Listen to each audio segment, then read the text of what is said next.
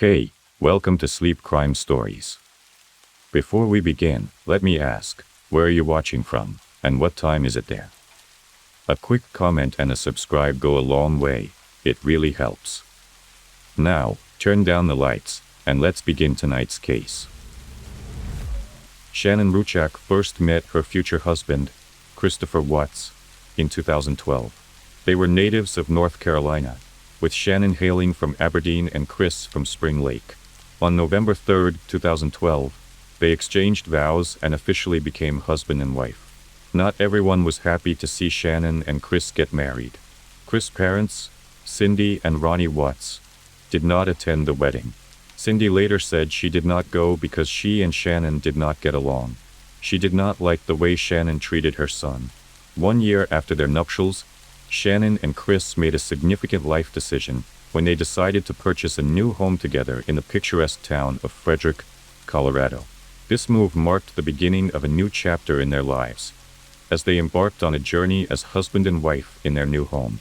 After relocating to Colorado, Shannon and Chris Watts eagerly anticipated starting their family. On December 17, 2013, their dream became a reality with the birth of their daughter, Bella Marie.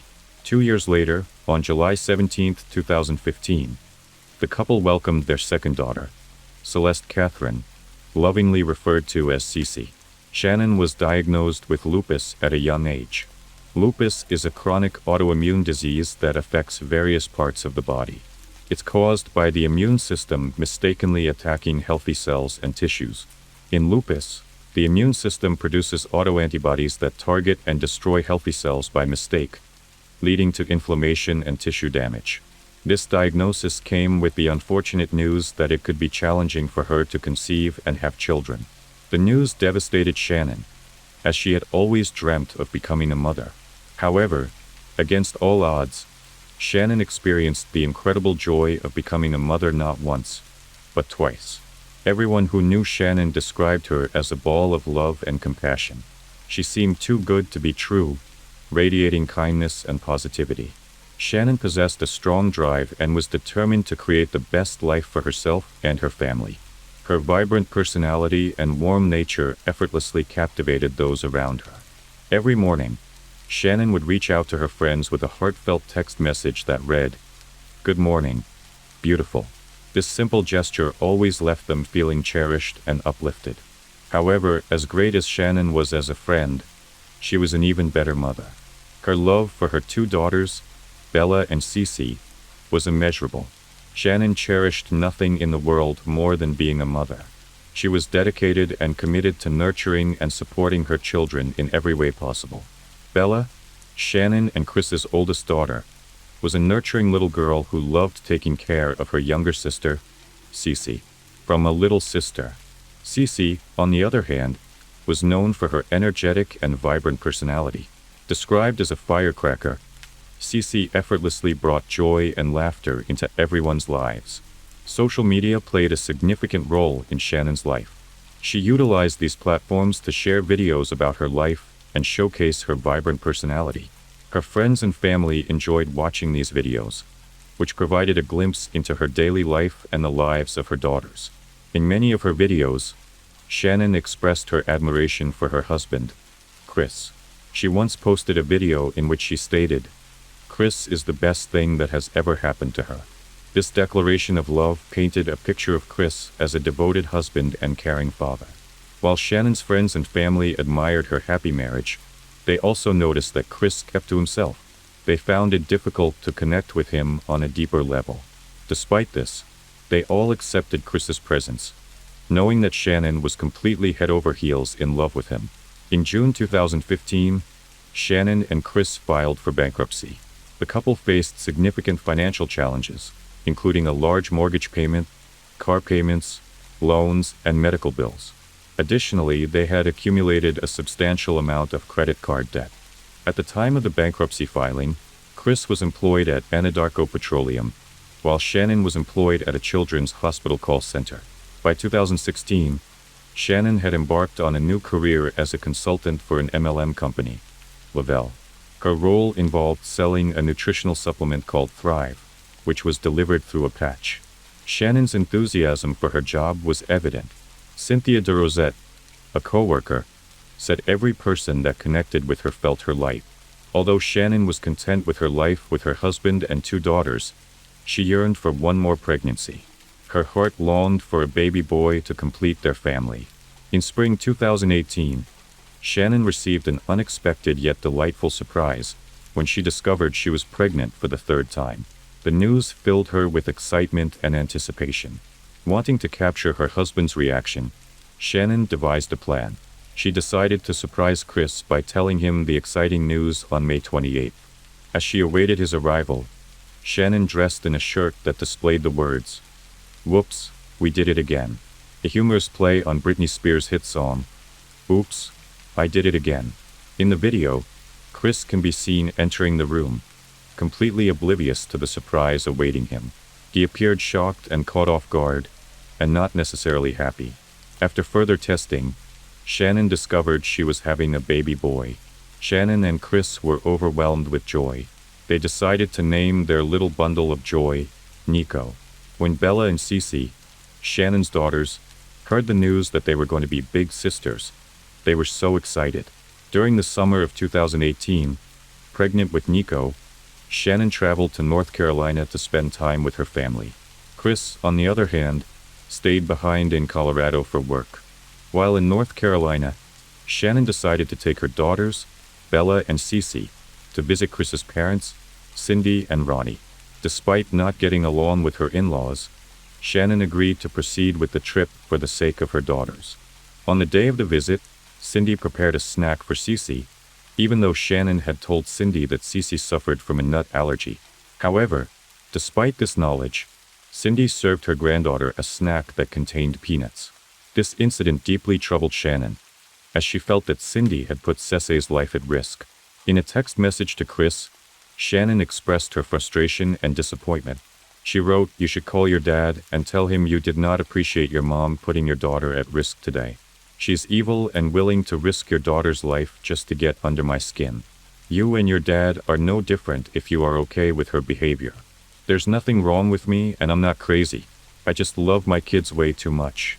While Shannon was in North Carolina visiting family, she observed that Chris's communication with her had shifted strangely. Chris stopped responding to her messages and calls, leaving Shannon puzzled. When she inquired about the matter, Chris shared that he had taken on additional responsibilities at work due to the arrival of new employees. However, he insisted that the situation was not cause for concern. On July 31st, Chris flew from Colorado to North Carolina to spend the week with Shannon and their 2 daughters, Bella and Cece. The entire family was eagerly anticipating his arrival. As Chris stepped off the airplane, Bella and Cece rushed toward him, their excitement palpable. Chris scooped them up in his arms and embraced them tightly. However, his interaction with Shannon was noticeably different. Instead of greeting her with a kiss, he nodded in acknowledgement. Taken aback by Chris's behavior, Shannon felt deeply hurt. Unable to contain her emotions, she texted one of her friends, expressing her growing concern. Shannon confided that she felt as if Chris had somehow changed, and she barely recognized the person she had married. Her words were filled with a mixture of sadness and confusion. Shannon texted her friend, stating that Chris, her husband, refused to talk to her even though they were physically present in the same room. Instead of engaging in direct conversation, Shannon and Chris exchanged messages through their phones. She even shared a picture with her friend depicting her and Chris sitting on separate couches facing in opposite directions. In these text messages, Shannon expressed her concern that Chris might be seeing another woman, which shocked her friend. The friend adamantly denied this possibility. They reassured Shannon that Chris loved her too much to engage in such behavior. Shannon sent a text message to one friend and poured out her heart.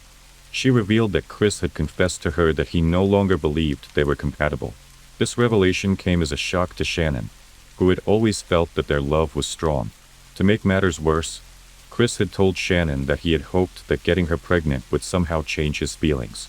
However, this did not prove to be the case, and Shannon was heartbroken to hear this.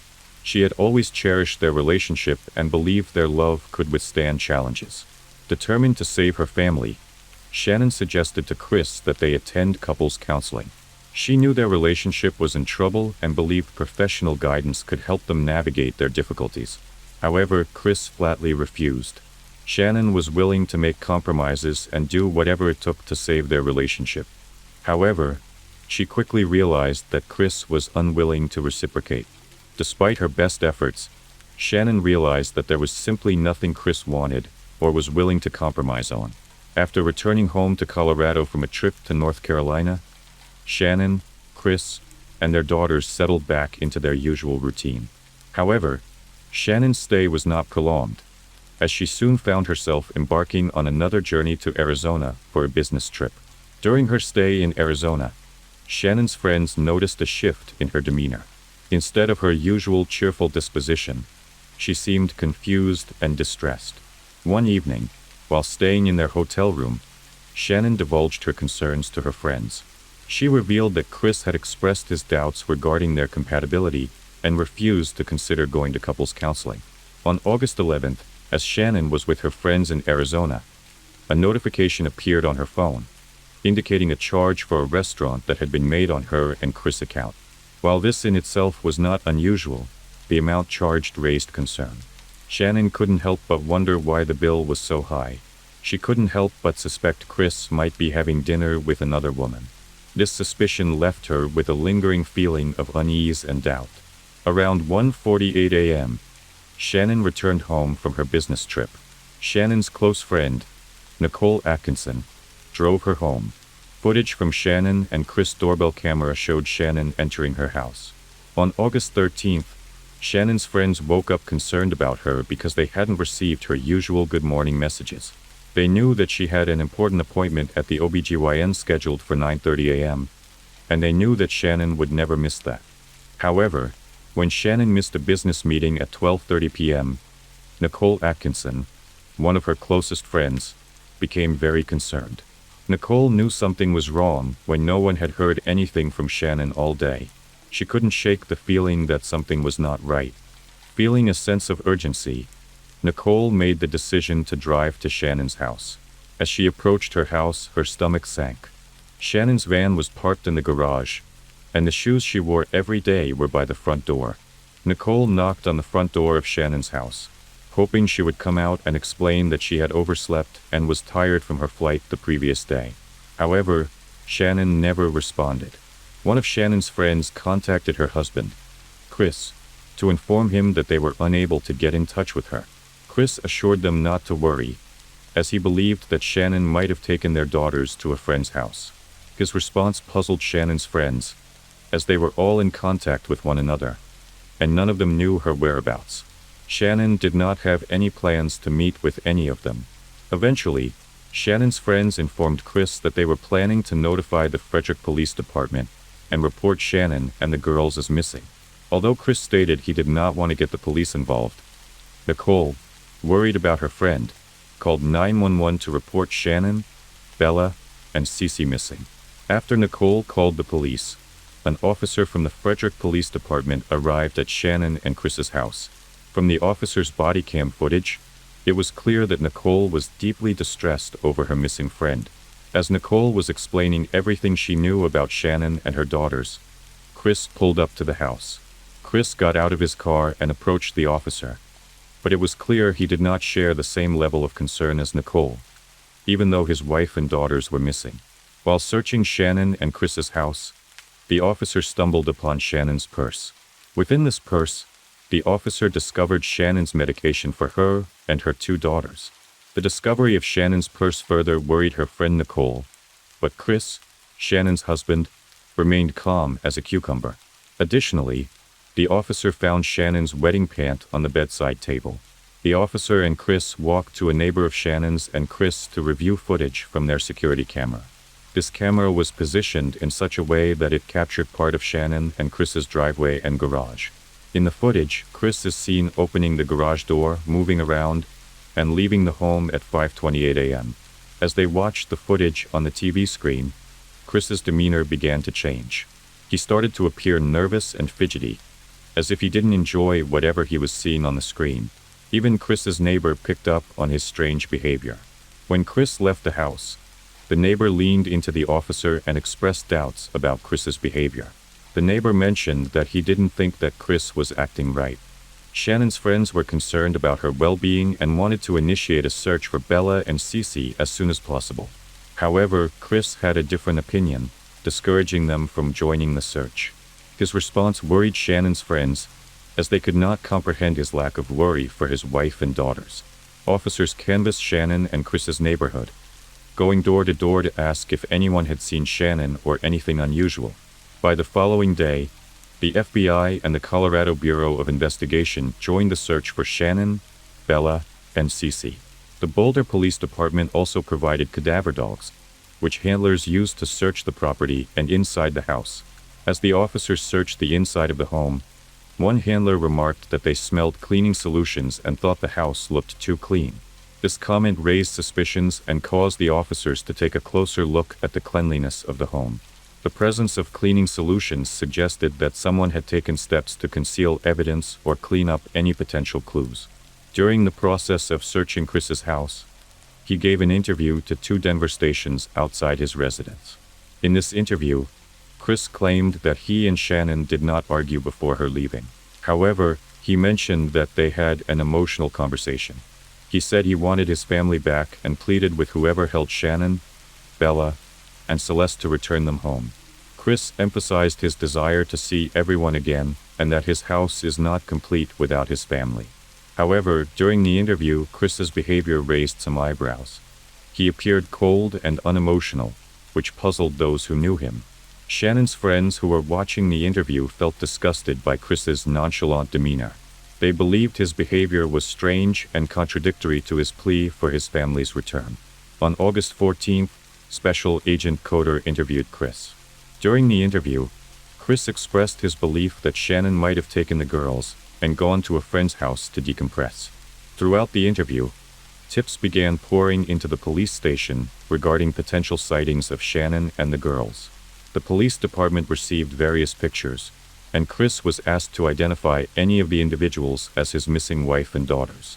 However, Chris was unable to provide any identification. Agent Coder asked Chris about his and Shannon's marriage during the interview. Chris responded by stating that he had never cheated on Shannon, and as far as he knew, Shannon had never cheated on him either. He said that he and Shannon were the type of people who would confide in one another if they ever felt like straying. During the interview, Agent Coder noticed a peculiar behavior from Chris. He observed that Chris made frequent hand movements towards his neck, which caught his attention. Agent Coder's suspicions grew, leading him to believe that the movements may hint at something deeper. At one point during the interview, Agent Coder excused himself briefly and informed the other officers working on the case that he thought Chris might have strangled Shannon. As more time passed with Shannon and her daughters missing, the feelings of worry and despair intensified among the loved ones who knew her. Despite their doubts that Shannon was safe, they desperately clung to the hope that Bella and Cece might still be alive somewhere. The absence of any updates or information from the authorities only heightened their anxiety and despair. Chris was released from the police department after a 3-hour interrogation. However, the police made arrangements for him to return on the following day, August 15th, for a polygraph test. Chris agreed to fulfill this request. On August 15th, Chris picked up his father from the airport and drove to the Frederick Police Department. Tammy Lee from the Colorado Bureau of Investigation conducted Chris's polygraph test. During the polygraph, Chris denied knowing where Shannon was and claimed to have not caused her disappearance. Chris would have needed a score of about -4 to pass this polygraph test. Chris scored a dismal -18 on the polygraph. This outcome left the detectives convinced that Chris was responsible for the deaths of his wife and daughters. However, they still needed to persuade him to admit it. The special agent, a highly skilled coder and polygrapher, Tammy Lee, confronted Chris regarding his failed polygraph results. He admitted that he did not physically harm Shannon but acknowledged that he caused her emotional pain. Furthermore, he confessed to having an affair with a coworker named Nicole Kessinger. Chris expressed regret for his infidelity and stated that he had never anticipated engaging in such behavior. However, he denied any involvement in causing his family's disappearance. A little while into the interview, Chris requested the presence of his father, Ronnie. The officers were initially skeptical, fearing that allowing Ronnie into the interview room could lead to Chris seeking legal representation. However, they took a risk and allowed it anyway, hoping that his presence could get Chris to confess. In the interrogation room, Chris met with his father and admitted to murdering Shannon. However, he claimed that he did it only because she had hurt their daughters, Bella and Cece. Upon hearing this excuse, Shannon's friends knew he was lying. They knew that Shannon would never harm her daughters, as she loved them deeply and was looking forward to giving birth to her first son, Nico. Chris admitted to burying Shannon in a shallow grave at one of his work sites. He also said that he had disposed of the bodies of his daughters in oil tanks. However, even after being arrested and taken into custody, he continued to deny that he ever hurt them. The detectives did not believe for a moment that Shannon had hurt her daughters. Eventually, Chris pleaded guilty to avoid the death penalty as punishment. He was sentenced to life in prison without parole. At Chris's sentencing hearing, the judge made a bold statement regarding the heinous crime he had committed. Chris stated that this crime was by far the most inhumane and vicious one he had encountered out of the thousands of cases he had dealt with in his career. A few years later, Chris admitted to having murdered Shannon, his wife, in their bed. Chris stated that he had strangled her after she confronted him about an extramarital affair and threatened to take their daughters away. Then, Chris put her body in his truck and drove it along with his two daughters to his work site. Once there, Chris claimed that he took the lives of his two young daughters one by one. This grim revelation revealed that one daughter had to witness the death of her sister before succumbing to the same fate. Still with me? Good, that means you're ready for the rest. Don't forget to hit subscribe if you want more cases just like this one. On the night of June 23, 1993, the officers closest to a crime scene had to undertake the unsanitary task of digging through trash. They had a penis to find, and it belonged to John Bobbitt. Lorena, his wife, had sliced it off while he was sleeping. It's been 31 years. John and Lorena are alive and well, and their story remains unforgettable. John and Lorena Bobbitt were a former American couple whose story kept the world shocked and amazed at the audacity of humans when pushed to the extreme. John Wayne Bobbitt married Lorena Gallo on June 18, 1989. John was born in New York and raised in Niagara Falls.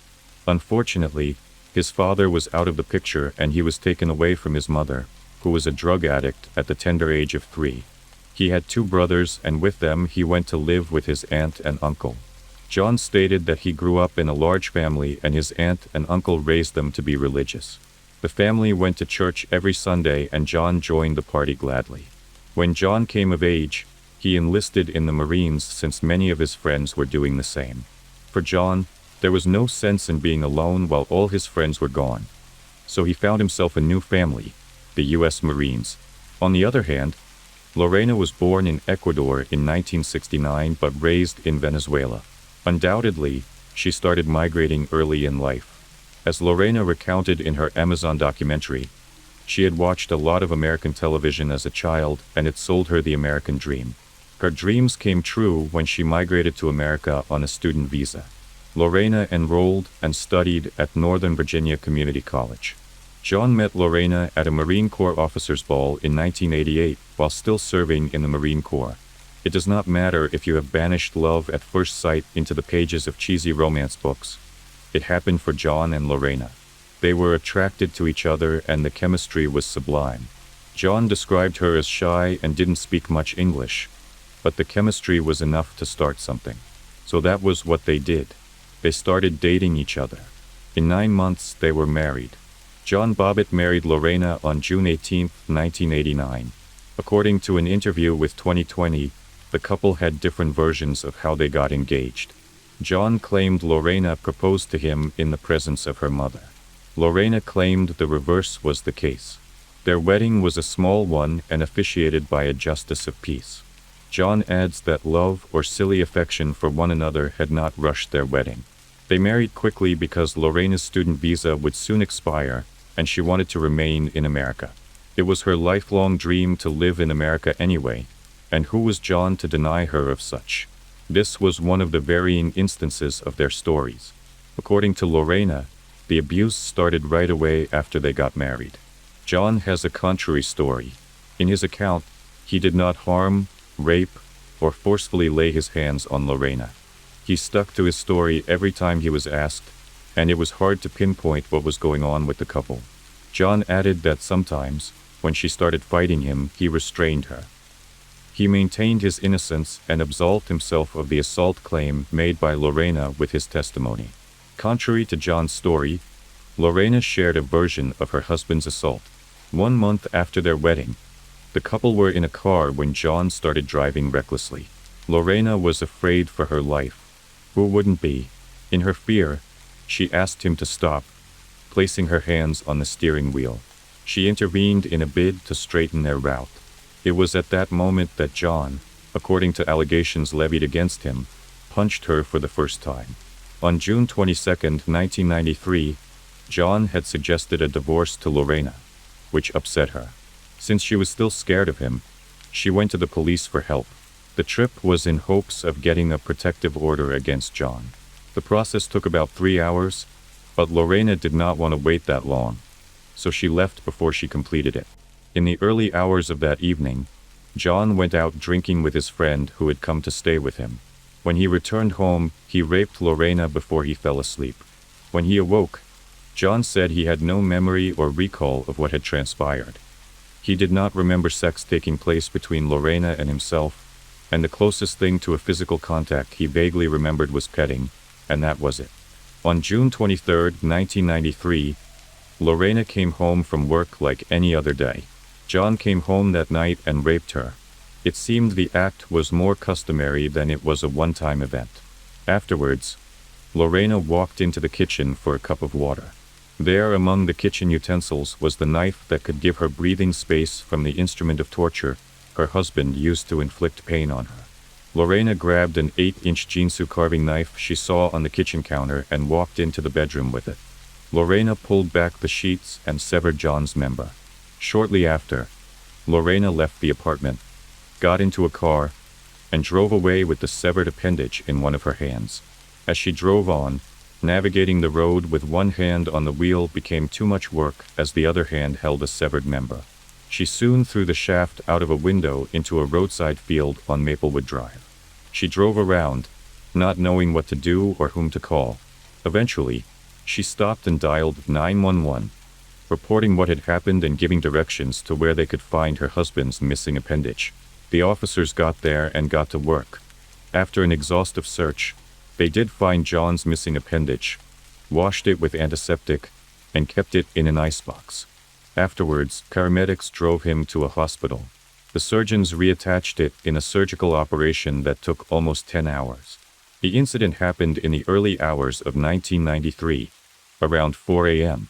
By nightfall, Lorena had been arrested by the police and charged with the crime of malicious wounding. She risked spending up to 20 years in prison if found guilty. When Lorena Bobbitt was arrested, she reportedly told the police, "He always has an orgasm, and he doesn't wait for me ever to have an orgasm. He's selfish." The conversation ensued with Detective Peter Wentz and was recorded on a tape recorder. Mary Grace O'Brien, the Assistant Commonwealth Attorney of Prince William County, who was prosecuting Lorena, read the recording transcript that was read at trial. Many things about the couple's relationship came to limelight during the trial. Their home was somewhat volatile and had not been a happy place for Lorena. The Bobbitts revealed details of the event that led to the eventual act. Lorena accused John of abusing her sexually, physically, and emotionally. In addition to that, he flaunted his infidelity in her face and even forced her to abort a pregnancy. An expert witness had testified that John's threat imprisoned Lorena. "I will find you whether we are divorced or separated. Wherever I find you, I will have sex with you whenever I want to." The defense lawyer, Blair D. Howard, maintained that Lorena had acted in self-defense, coupled with temporary insanity. He stated that it was John's behavior and constant harassment that led to Lorena's snapping. She had been suffering from clinical depression. In addition to a truckload of post-traumatic stress disorder in the mix, one would likely have a mentally unstable person in their hands. The defense argued that John's perpetual abuse of his wife had caused everything. John denied all the allegations of abuse and harassment, but when Howard, the defense lawyer, cross-examined him, he found it hard to be consistent, conflicting his statement with known facts. In the course of the questioning, he weakened the prosecutor's case. In Lorena's testimony, there had been other rapes and physical battering on many occasions before the evening of the incident. She revealed that their finances were unstable, and John had not only stolen her earnings, but also spent the proceeds. Other witnesses corroborated Lorena's stories and claimed they had seen cuts and bruises on her. John's friends came forward to testify that John told them how he controlled her, forcefully had sex with her, and dominated her. The prosecution and the defense attorneys agreed that John definitely had a history of abusing his wife, and the repeated acts built up to the assault over time. The expert witnesses from both ends concluded that Lorena had been constantly battered and abused, and by 1993, she lived in fear of John. Before Lorena's trial, John was on trial from the 8th to the 10th of November 1993. On the 11th of November 1993, a jury of 9 women and 3 men found him not guilty of marital assault. John Bobbitt gave different variations of what happened between midnight of June 22nd and the early morning of June 23, 1993. In one account, he said they had not had sex, and even though Lorena had initiated sex, he was too tired to engage in it. In another account, he claimed that they had had sex, but he had slept through the whole act. The sex was, however, consensual, not a rape. After 7 long hours of deliberation, the jury found Lorena to be the most credible. She was found not guilty by reason of temporary insanity. On the 24th of January 1994, Lorena was admitted into a psychiatric ward for 45 days. It was a 45-day evaluation period at the Central State Hospital in Petersburg. On March 1, 1994, she was released after being considered not a threat to herself or the society. In 1995, John and Lorena Bobbitt finalized their divorce. A series of events led to what happened between Lorena and John Bobbitt. Not taking them into account might seem like a biased way of reporting what went down. As he was the victim, John Bobbitt's severed penis gained all the attention and the sensation it could get. Not just that, due to what had happened, some feminists frowned on what Lorena had done as they feared it might have far-reaching consequences. But that would be a one-sided story. John was discharged from the Marines in 1991 and no longer had a steady paycheck. Ask anybody and they will agree that losing a credible and steady source of income might slow things down in any family. He had trouble finding or keeping a job. The role of the sole household provider soon fell on Lorena. At this time, Lorena worked as a nanny in the Virginia area and as a manicurist in a beauty salon. Lorena soon developed a close relationship with the woman who owned the salon, Jenna Basutti. In October 1991, Lorena started to embezzle Basutti's money. She stole about $7,000, and when Basutti realized the embezzlement, she ordered Lorena to repay the stolen money with interest. Lorena could keep her job at the salon but looked elsewhere for her newfound hobby of theft. She stole a few dresses from Nordstrom, and when she got caught, she was punished with community service. In the same year, Lorena had an abortion, and they had different stories about what happened again. According to Lorena, she was excited to start a family, but John did not receive the news with the same enthusiasm Lorena exhibited. She adds that John did not think he could care for the baby and suggested leaving Lorena if she kept and had the child. The fear of raising a child alone led Lorena to the choice of an abortion, and she insisted that John was the reason she had it. John's story was different as he recounted that Lorena had agreed that the time was not right for the couple to have a baby. They both decided on the abortion together. After the incident, John remained broke. To generate money, he tried to form a band called the Severed Parts to pay his mounting legal and medical bills. The band was not a success and it failed to generate money. In September 1994, John appeared in an adult film, John Wayne Bobbitt Uncut. After the trial, John Bobbitt moved to Las Vegas where he met Ron Jeremy. In an interview he had with Vanity Fair, John opened up about the adult film. A porno seemed like the best way to show my penis worked, only it wasn't all the way healed yet. I realize now that that was the point. The movie had not yet premiered when charges were brought against John by his new girlfriend Christina Elliott. He was found guilty of misdemeanor and domestic battery charges. He served 12 days out of the 15-day sentence a judge handed him. John divorced Lorena in 1995, and in 1996, he took another role in an adult film. One would wonder what the endgame was and why his phallus needed to grace screens. He had a reason that was at least reasonable to him. Besides the financial part, John had said yes to an offer from Howard Stern to undergo a reconstructive plastic surgery which would see the penis further enlarged. The second porno was titled Frankenpenis and was released in 1996. In 1999, John had accumulated a lot of legal issues for himself, ranging from assault to battery. He pleaded guilty to a charge of felony with attempted grand larceny after stealing $140,000 worth of clothing in Nevada. In the same year, a court found him guilty of harassing an ex-girlfriend named Desiree A. Luz. In 2002, he was charged afresh with battering his third wife, Joanna Farrell. He was found not guilty and was acquitted. Lorena resorted to keeping a low profile after the trial. To achieve that, she reverted to the use of her maiden name, Gallo. In October 1996, she visited Ecuador, the place of her birth, and had an official dinner with the current president, Abdallah Bucaram. The unlikely couple then baptized a child together as a godfather and a godmother. Their relationship sparked controversy in the media. The president was even criticized for having dinner with Lorena. In 1997, Lorena was in the news again after she was charged with assault against her mother. Reports had it that she punched the woman, Elvia Gallo, while they watched television. Lorena was soon acquitted of the charge and her mother remained with her. Lorena Gallo returned to the community college and found Dave Bellinger. The two became lovers in the late 90s and have since been together.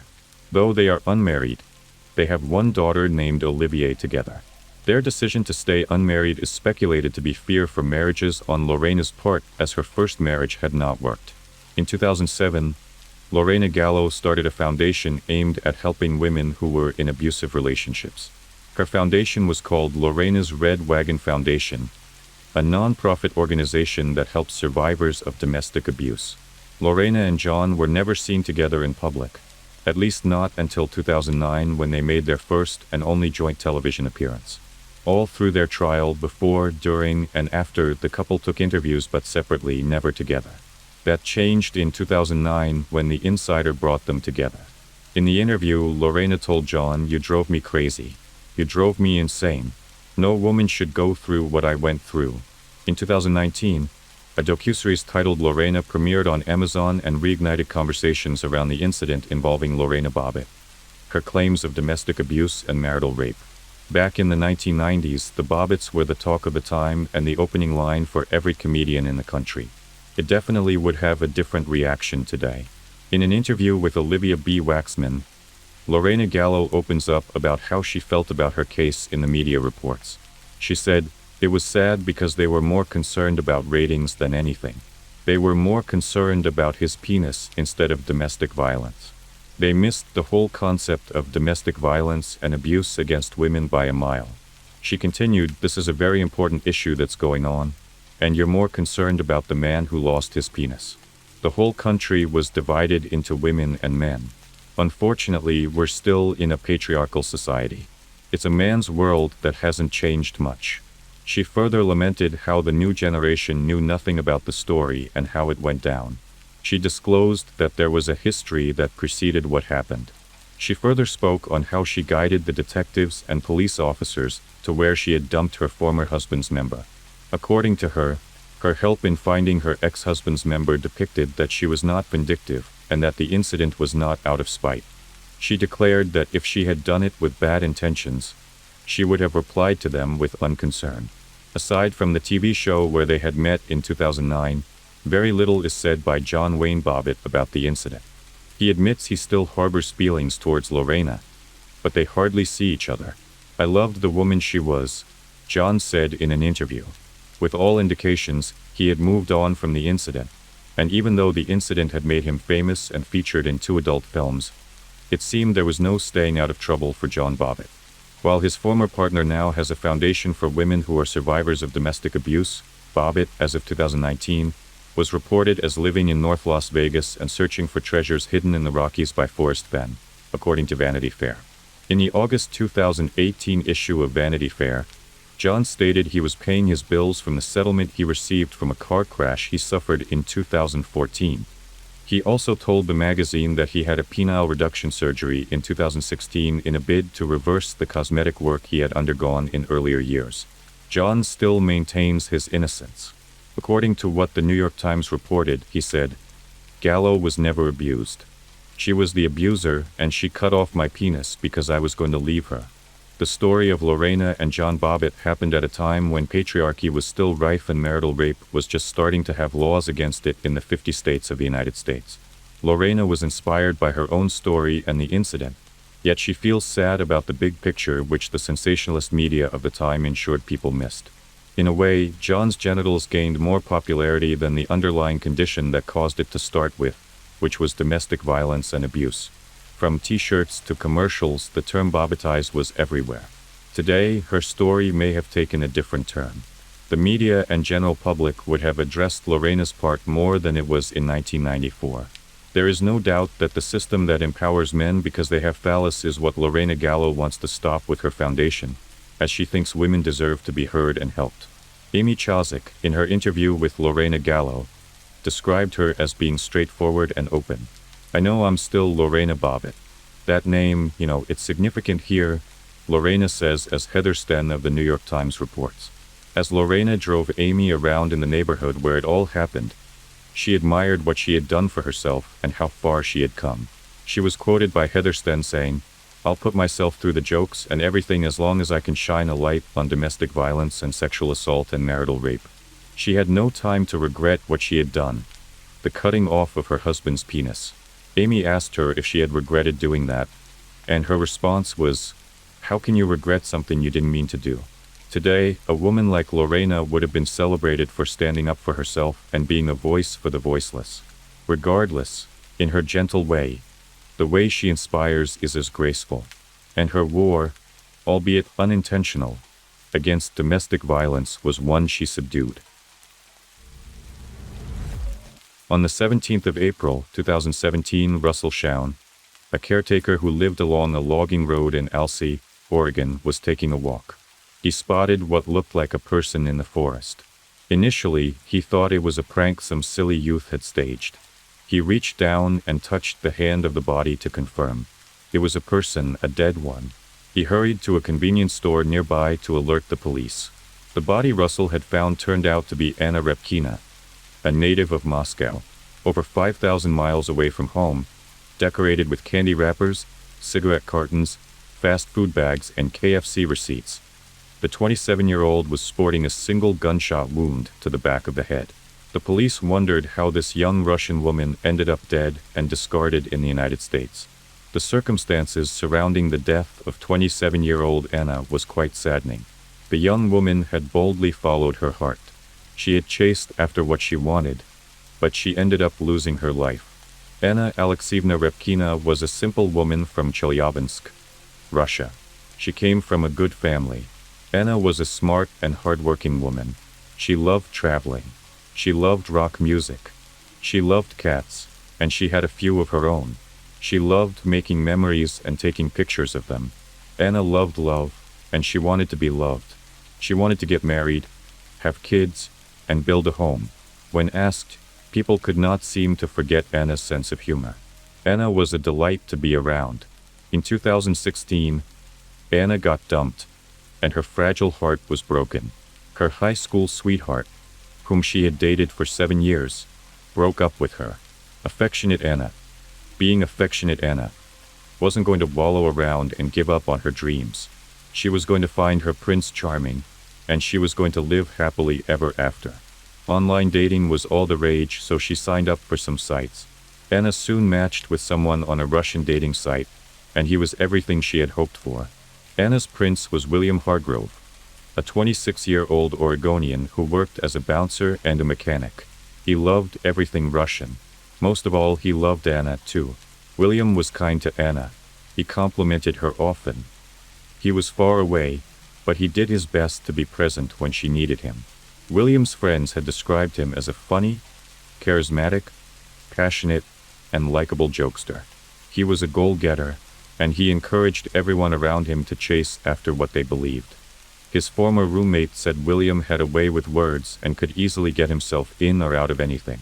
They talked every day, and their relationship got quite serious in the few months they had connected online. They seemed like the missing half of each other.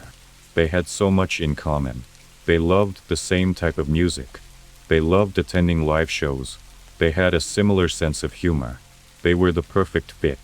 According to friends who knew them together, Anna and William were complementary. William was the sweetest. He would constantly send her flowers even though they were continents apart. Soon, they began talking about meeting in person. The chemistry was present via cell phones, but they wanted to confirm it in person. So, in December 2016, Anna and William decided to take their months-old relationship a step further. Anna booked a flight to Oregon. Anna had booked the wrong flight on her first try.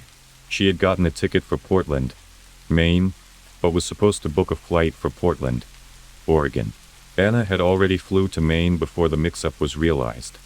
But the woman wanted to spend the Christmas holidays with her boyfriend, and she did. She fixed her flight issues and landed in Oregon in time. William had picked her up at the airport. Anna and William spent 10 days together. He took her sightseeing. They went to the seaside, played in the snow, and cuddled by the fire. He also introduced her to his friends, screamed Happy New Year together, and kissed when the clock hit 12. They were locked in. It was the best Christmas a girl could have. At the end of Anna's 10-day visit, William proposed with his grandmother's emerald ring, and Anna said yes. Anna Repkina and William Hargrove were engaged. William had swiped right on Anna. He had her visit him in another country for 10 days. He introduced her to his friends. He swept her off her feet. He proposed. He was engaged. Another thing William did was two-time Anna. Turns out William had been seeing his landlady, 33-year-old Michelle Chavez. William rented a spare room in Michelle's home and apparently owned a lot in her heart. Michelle was married with 2 kids, but that didn't stop their love boat from sailing. In fact, the boat has been at sea for over a year.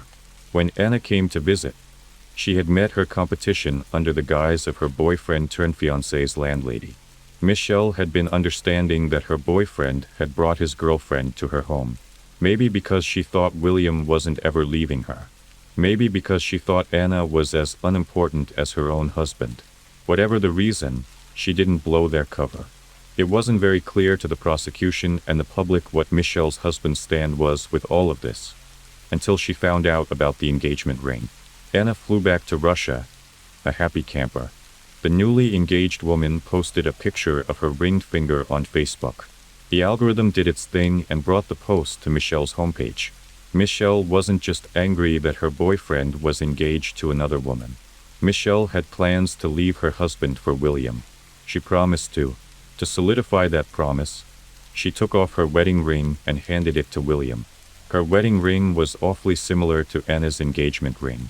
In fact, it was the same ring. William had recycled her wedding ring. Michelle expressed her anger to her boyfriend, and he assured and reassured her. Anna was nothing to him, and he was going to break the engagement. On the 1st of March 2017, Anna returned to Oregon with her wedding dress and a suitcase. She had dropped her resignation letter at work and was ready to be with her fiancé, William, forever. Michelle didn't like this. Anna's mother, Yelena, had later expressed her worry about her daughter moving to the other side of the globe. She was unsure about William, a man her daughter barely knew. Yelena thought Anna was rushing things. But Anna said she was in love. Why should she wait? Yelena let her go. Michelle, after realizing Anna's visit was not a visit, grew increasingly infuriated. She asked William to find another place to stay as the engaged couple cannot remain under her roof. William obliged. He moved out of Michelle's home and rented an apartment for him and Anna. But he never stopped seeing Michelle. He would sneak out of his new home to go see her. He kept reassuring her of his commitment to her and Anna's nothingness. Michelle was concerned about how serious Anna and William were getting, so she took matters into her own hands. Michelle contacted Anna via Facebook one day and told her everything that had been going on. Anna reported everything Michelle had told her to William. William dismissed it as Michelle being a jealous ex. She believed him. The couple were going to live their life ignoring Michelle's jealousy. To start with, they booked the 23rd of March as their wedding date. They were going to get married by the sea. Anna put on the wedding dress she had brought with her from Russia, and off they went to their beach wedding. The officiant never showed up.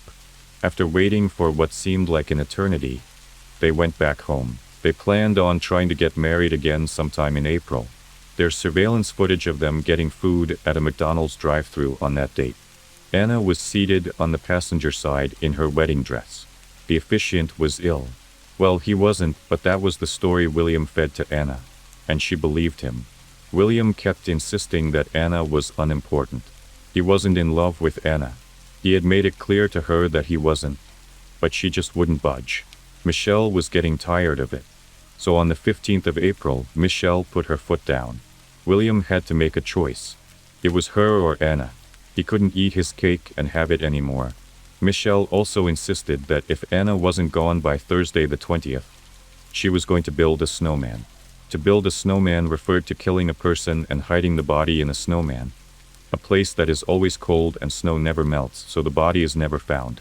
After Michelle made herself clear to William, she suddenly couldn't reach him anymore. She assumed that he made his choice, Anna. She left him voicemails trying to communicate her feelings. The next day, Sunday the 16th of April, William called Michelle to let her know he was a free man. He and Anna had ended it. It was a messy breakup, but she was currently on her way back to Russia. William had hit a deer with his car and was struck at the Alcee Mercantile, so he asked Michelle to come meet him at the store.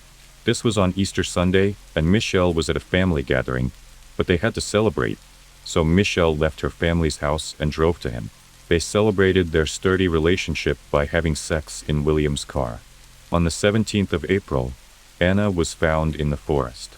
At the beginning of the investigation of Anna's death, investigators didn't even know who she was. There was no means of identification around her, and she had only been in the state for a little over a month. There was no murder weapon, only scraps of trash.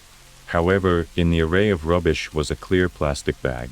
The bag contained a KFC receipt, an empty Pepsi cup, and a KFC chicken paper bag.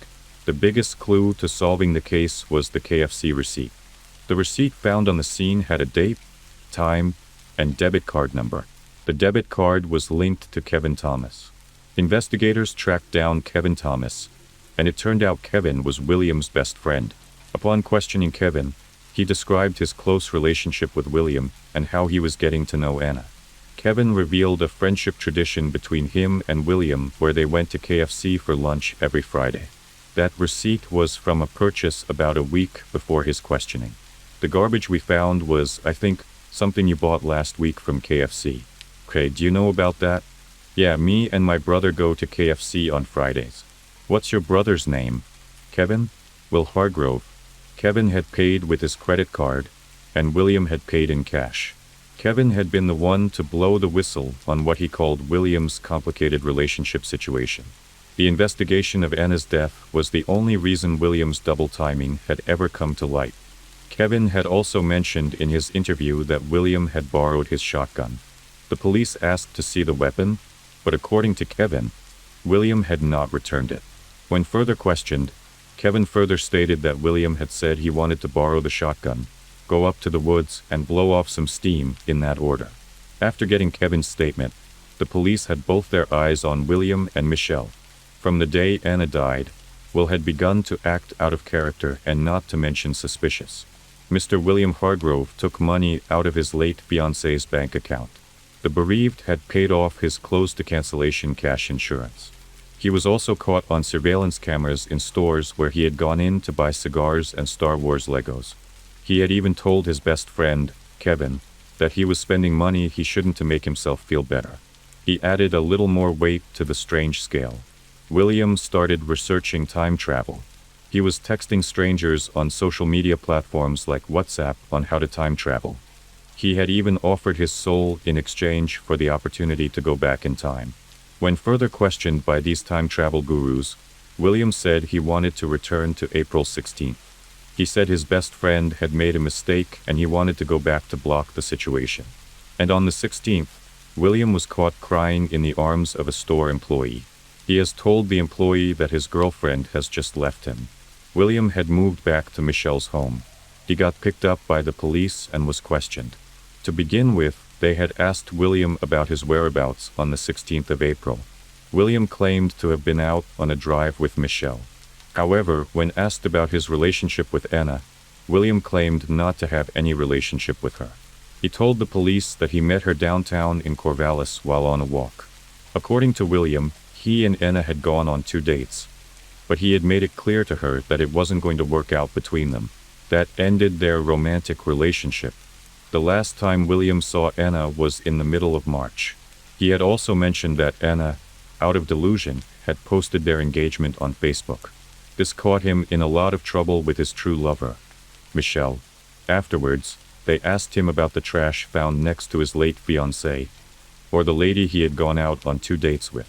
William admitted to tossing trash out of his car window, but he claimed to have disposed of his KFC trash in a trash can in the Alcy General Store. The distance between the Alcy General Store and the logging road was about 40 miles. The investigators were not buying his story. Lieutenant Chris Duffett, one of the investigators in the room trying to apply pressure, immediately told William that his trash had been found in another location next to a murder victim. William initially acted surprised and heartbroken by this revelation.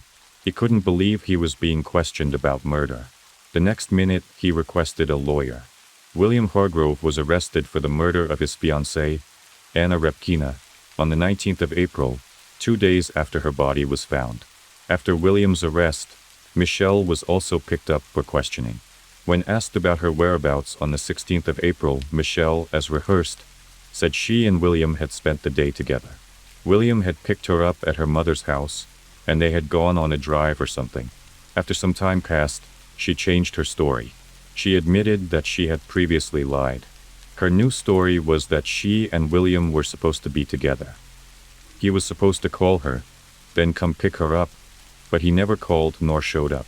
Later on in her questioning, the police revealed that her boyfriend of a year and a half was presently in their custody for murder. Michelle's response was okay.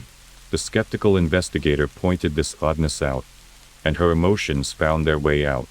She whimpered and blamed her former reaction on numbness from shock.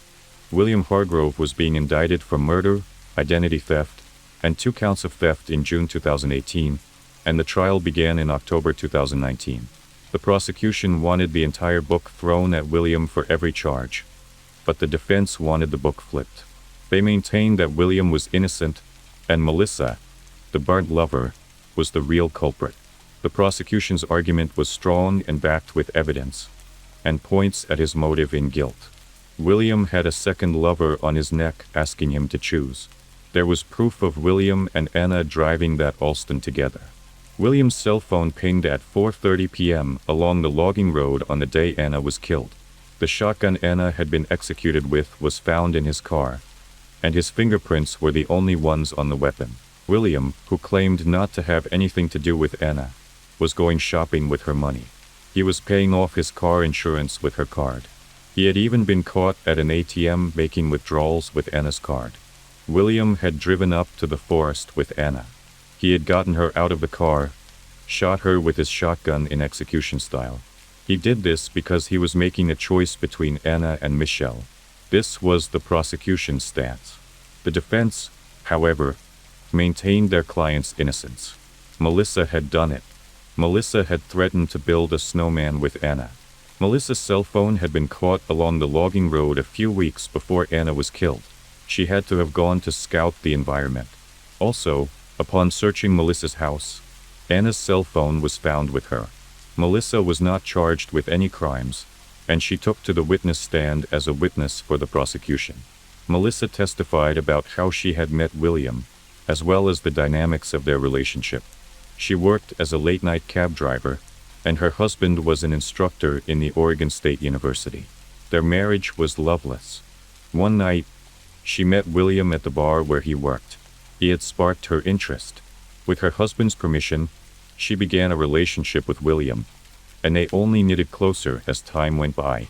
They grew so close that he rented a room in her house just to be even closer. William and Melissa's relationship, like her marriage, was open. So, when Anna first came into the picture, she couldn't be bothered. However, by her second visit, which looked like it was going to be permanent, Melissa couldn't take it, especially with seeing her own wedding ring on Anna's finger. She had indeed given him an ultimatum, but she had no hand in William hurting Anna. She said she never meant for Anna to get hurt, or worse, lose her life. Melissa went on to clear herself of the defense's allegations. The building a snowman threat was a joke. It may have been a bit extreme, but it was a family joke. Her cell phone was rightly caught in the forest, but William had driven her there. She had no idea why he did so or what he was planning. Lastly, William had given her Anna's cell phone the day before he was called in for questioning. He was her man, so naturally she held onto it for him. Melissa's testimony went on for 14 hours. Besides Melissa, about 70 other people testified. This included Anna's mother, William's best friend and roommate, some members of Melissa's family, and so on. Melissa truly did face a lot of scrutiny with the case, especially in her hometown in Oregon. She was picked on and torn apart by the natives. At a point, she had even attempted suicide, but it was unsuccessful. The prosecutor did commend Melissa's effort to try to do the right thing. The prosecutor called Melissa's act tough, super tough. After about a month of showing up in court, the judge asked the jury for a verdict. The deliberation took less than 3 hours. Regardless of the defense's efforts, Anna's death couldn't be pinned on Michelle. Nothing tied her to the scene, unlike William. There was no forensic evidence of her at the scene or on the weapon. Michelle had truly been celebrating Easter at her mother's house, and there were several witnesses to corroborate her story. William maintained his not guilty plea, but in light of strong impenetrable evidence, William Hargrove was found guilty of every charge and was sentenced to life in prison with the possibility of parole in 25 years. His attorney, however, made it clear that they would be filing for an appeal. The jurors of Anna's case were reported to have formed a strong and unique bond in the little time of the case trial. After the trial, the ladies and gentlemen of the jury erected a cross on the logging trail where Anna was killed and found in memory of her. Anna would be remembered as a young, brave woman who left her home in Russia with the hopes of building one in the United States. Anna loved, and she put herself out there to be loved. She was loved alive, and she is loved after. The prosecutor in charge of her case, Amy Matsuko, said, Alexandria Ali Costiel, born on September 11, 1997, in St. Louis, Missouri, was the cherished daughter of Cindy and Keith. She had a brother, Andrew. Allie's contagious smile and warm personality instantly drew people to her. Her infectious joy and ability to make everyone around her feel comfortable made her a beloved figure in her community. Allie's bubbly nature was a characteristic that stood out from an early age. She possessed an innate ability to make people smile and brought a sense of happiness wherever she went.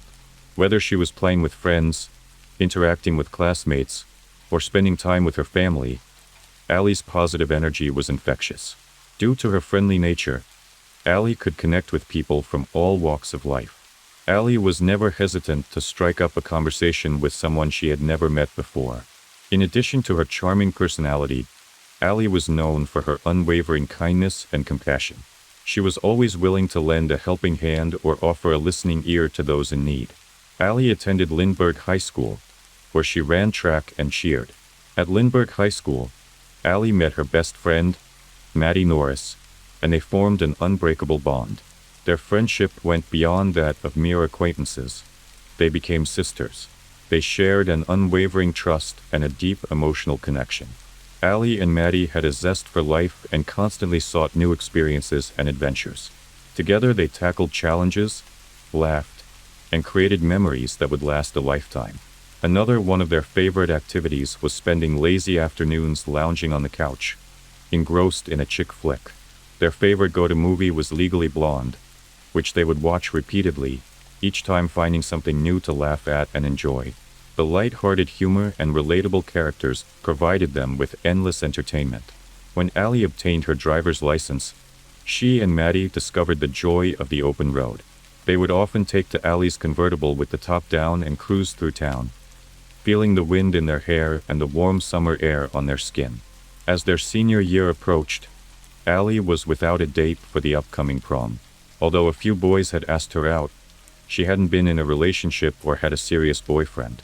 Feeling disappointed, she considered skipping the event altogether. However, Maddie made a plan. Maddie knew how much Allie wanted to attend prom and was determined to make things right. Without hesitation, she offered to accompany Allie as her date. Allie, touched by her friend's selflessness, readily accepted Maddie's offer. She wore a beautiful red dress that night. After Allie graduated from high school, she eagerly enrolled in the University of Mississippi, also known as Ole Miss in Oxford, Mississippi. Ole Miss had always been Allie's dream school, and she had eagerly looked forward to attending it. What attracted Allie to Ole Miss was its large size and thriving community. As a sports fan, she particularly appreciated the college's strong football program, known for its rich tradition and community spirit. In the fall of 2006, Allie began her freshman year at the university, majoring in marketing and business. While Ole Miss boasted numerous attributes, one specific element drew Allie to the school. She had long dreamed of meeting a Southern boy, marrying him, and having children. To her, the grounds of Ole Miss offered the perfect setting for meeting her future partner. As Allie embarked on this new chapter in her life, she embraced the opportunities that Ole Miss presented. Ole Miss's size and sense of community allowed her to interact with diverse people. The vibrant campus atmosphere fostered a sense of camaraderie and belonging, and Allie eagerly participated in various events and activities the university had to offer. During her time at Ole Miss, Allie decided to join a sorority. Allie was a founding member of her sorority, Alpha Phi. Furthermore, Allie was the president of the Ole Miss Golf Club. In addition to academics, Allie embraced Ole Miss's rich traditions, such as the university's mascot, the Ole Miss Rebels. Attending Ole Miss proved to be a time of growth and friendship for Allie. Her friendly and kind nature made connecting with others easy, and her presence on campus quickly made her a recognizable face. One of Allie's college friends, Morgan Hull, was particularly impressed by her ability to maneuver furniture in her dorm room on the first day of freshman year. Despite being small, Allie displayed remarkable strength and determination, leaving Morgan in awe. While at a party on campus at Ole Miss, Allie met another friend, Eliza Brick. They hit it off instantly from the moment they met, as if they'd known each other for years. The connection was so strong that it seemed as if Allie and Eliza were destined to be friends. Sunsets had always captivated Allie's attention. There was something mesmerizing about the changing colors of the sky as the sun descended toward the horizon. Of all the colors that made up a sunset, pink held a special place in Allie's heart. It was not only her favorite color, but also one that made her feel calm and peaceful.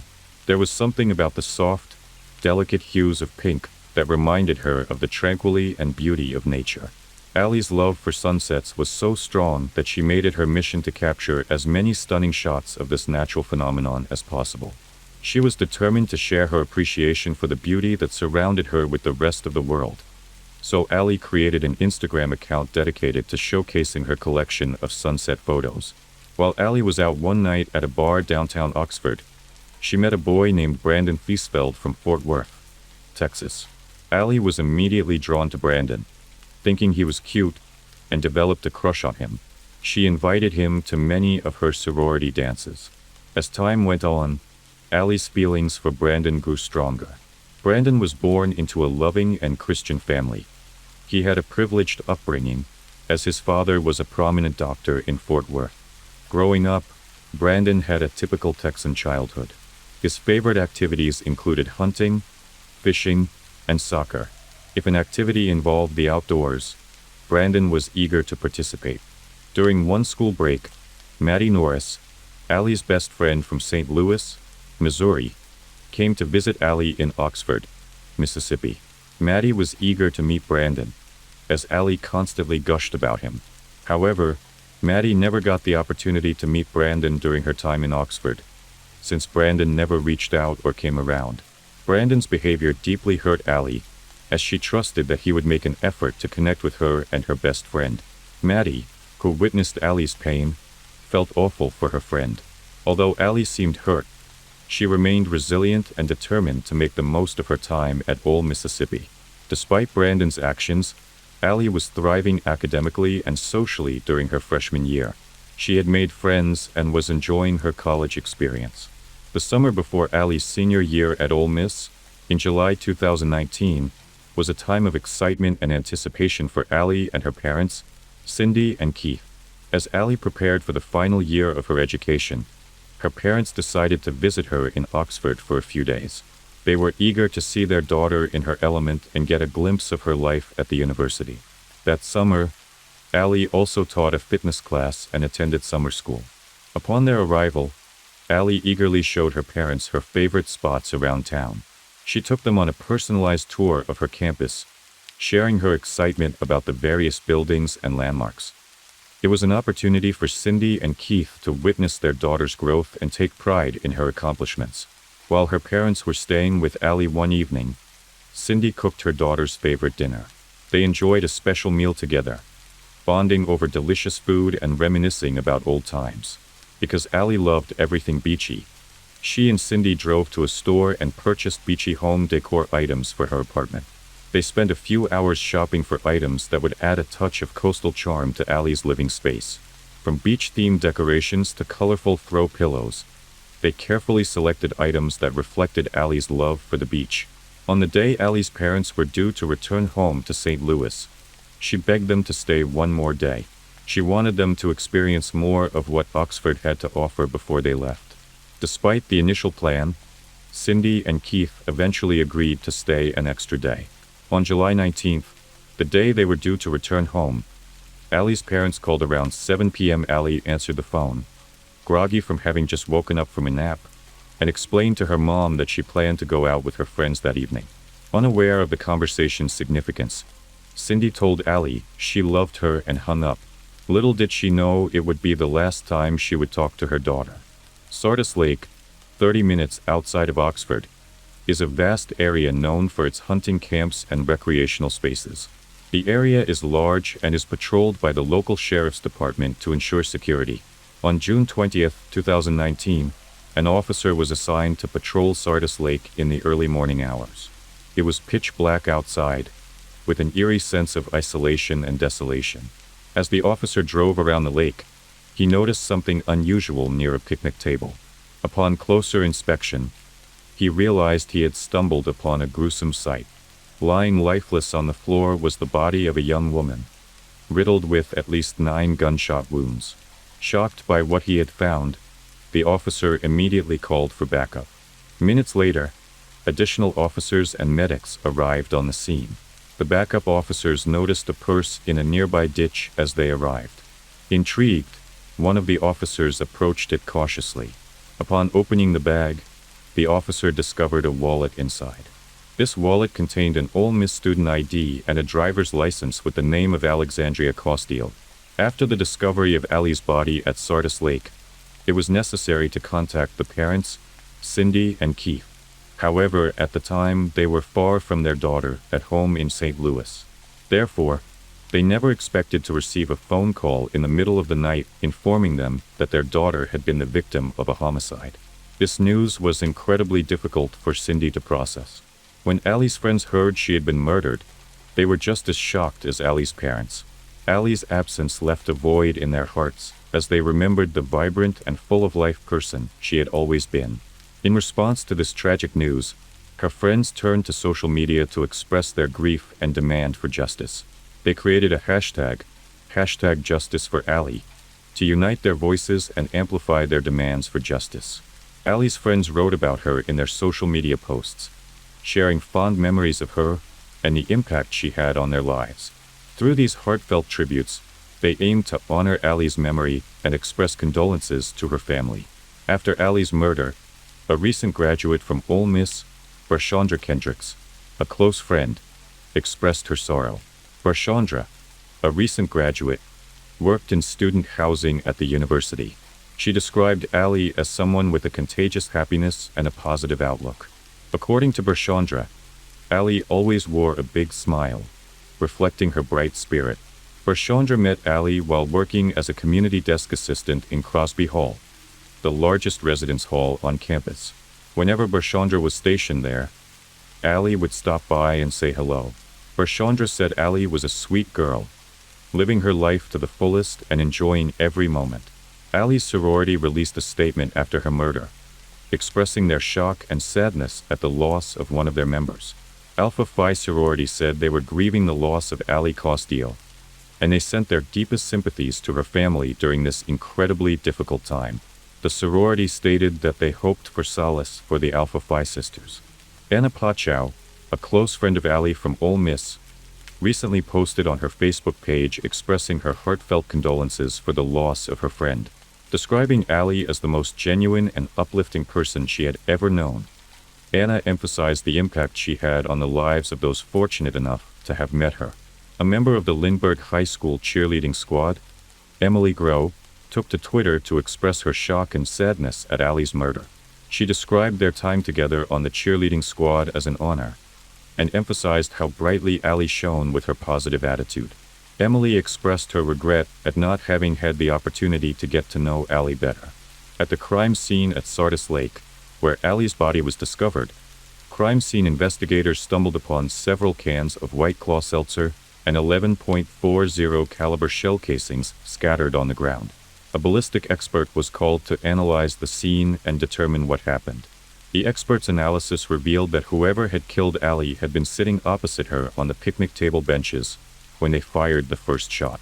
However, after firing the first shot, the shooters stood up and began to circle the table, getting closer to Ali as they went. With every step closer to Ali, the expert theorized the shooter fired at her. One of the rounds fired by the shooter missed its target and got stuck in the wooden picnic table. Crime scene investigators searched Ali's apartment, hoping to uncover any evidence that could help in identifying and apprehending her murderer. One of the items discovered during the investigation was Ali's Apple Watch. However, despite this discovery, the police were unable to locate Ali's phone at the crime scene or her apartment. Curiously, however, some of her messages from the night before her murder inexplicably synced with her watch. As investigators delved into the content of these messages, they discovered that Ali had been engaged in lengthy conversations with Brandon Thiesfeld. It became apparent from the messages that Ali and Brandon had plans to meet up. The detective assigned to Ali's homicide case decided to reach out to Brandon early on Sunday, the day after Ali's murder. He requested an interview and asked Brandon to meet him at the police station. Brandon told the detective he could not meet that day, but offered to meet the detective the following morning at 8:30 a.m. However, 8:30 a.m. arrived on Monday and Brandon failed to show up for the scheduled interview. After Brandon did not show up for his interview at the police station regarding Ali's murder, the police started to track his cell phone. The data from Brandon's cell phone showed he was headed on Interstate 55, driving toward Memphis. Because it appeared to the police that Brandon was fleeing, they secured an arrest warrant and sent out a bolo for his vehicle. Brandon's car had a unique tag, "Take It," so his truck was easily identifiable. 2 hours after the bolo on Brandon was released, the Memphis Fugitive Task Force spotted his car at a gas station. Brandon was sitting in the car at a gas pump. Agents from the task force were able to take Brandon into custody and alerted the police in Mississippi. Investigators searched Brandon's vehicle and found a .40 caliber gun. Furthermore, when Brandon stepped out of his car, there was blood on his clothing. After Brandon was arrested and extradited to Mississippi, detectives began retracing his steps in the days leading up to Ali's murder. On Saturday, July 20th, Brandon stayed with friends and went bowling. However, the following day, Brandon showed up at a friend's house with a six-pack of beer and his .40 caliber gun. The friend told the detectives that he and Brandon stayed up talking for a bit. But on Monday when the friend woke up, Brandon was gone. During the investigation of Brandon, the detectives discovered that he had never engaged in any physical altercations and had no history of violence. The detectives also gathered information from Brandon's friends and Ali's loved ones, who revealed that the couple first met at a local bar in Oxford during their freshman year and started casually dating. However, things took a turn for the worse during their sophomore year. Allie's loved ones noticed a change in her attitude towards the relationship, indicating that she appeared more interested in it than Brandon. This difference in interest eventually led to friction between the two, with Brandon blocking Allie from contacting him because she would frequently go out and drink and call him. After a year had passed, Brandon and Allie reconnected during the summer before Allie's senior year. They decided to give their relationship another chance and started seeing each other again. In Allie's murder case, Brandon was charged with capital murder and faced the death penalty. The charge of capital murder is the most serious criminal offense that can be filed against a person. These charges were filed based on the state's belief that Brandon kidnapped Allie when he lured her to Sardis Lake. When the news of Brandon's arrest broke, it sent shockwaves through Oxford as the details of Allie's murder were widely reported. Brandon's arrest triggered a frenzy of speculation and rumors, with community members exchanging theories.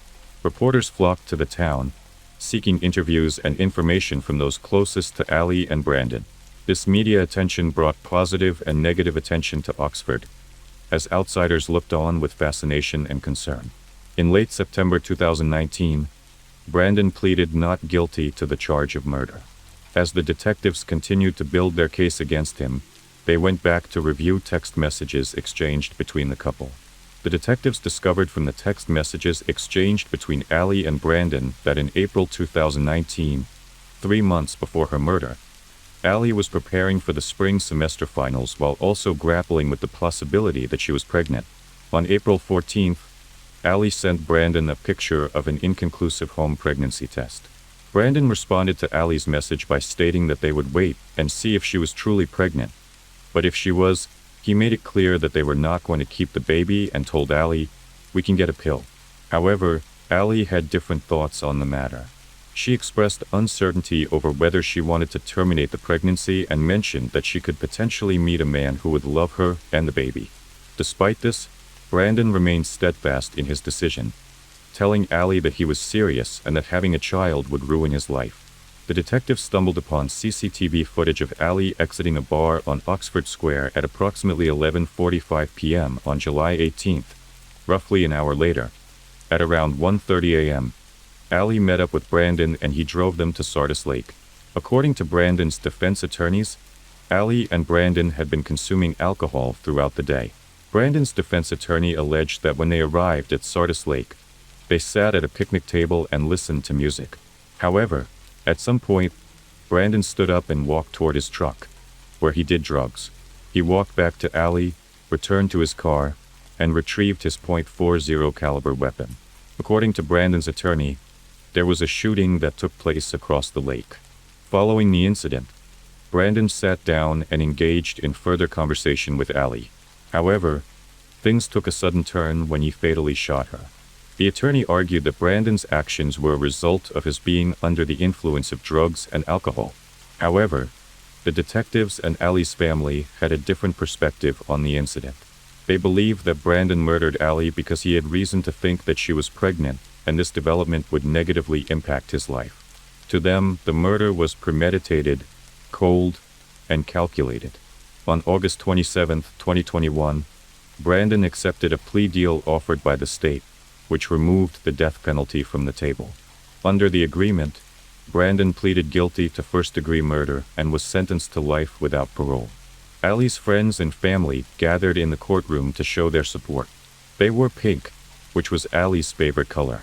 After the judge read the sentencing, Brandon addressed Allie's family. He expressed remorse for his actions and sought their forgiveness. Brandon acknowledged that the pain he had caused was immeasurable, but he hoped they could find it in their hearts to forgive him. According to Allie's autopsy report, the conclusion was that Allie was not pregnant at the time of her murder. However, that does not necessarily mean that Allie was never pregnant.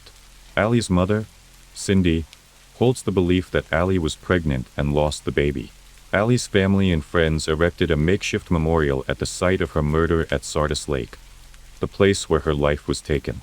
Cindy and Keith, her parents, cling to the memories of their daughter, though the silence still haunts them. Every time Allie's friends witness a pink sunset, Their thoughts immediately turned to her. They have dedicated their lives to honoring her memory, striving to bring her light into the world, and ensure she will never be forgotten. Melissa Mims, born in Houston, Texas, was the child of Michael and Marion. She had 3 siblings, a brother named Michael Jr. and 2 sisters named Maria and Michelle. Due to the sisters' close bond, their parents raised them as triplets.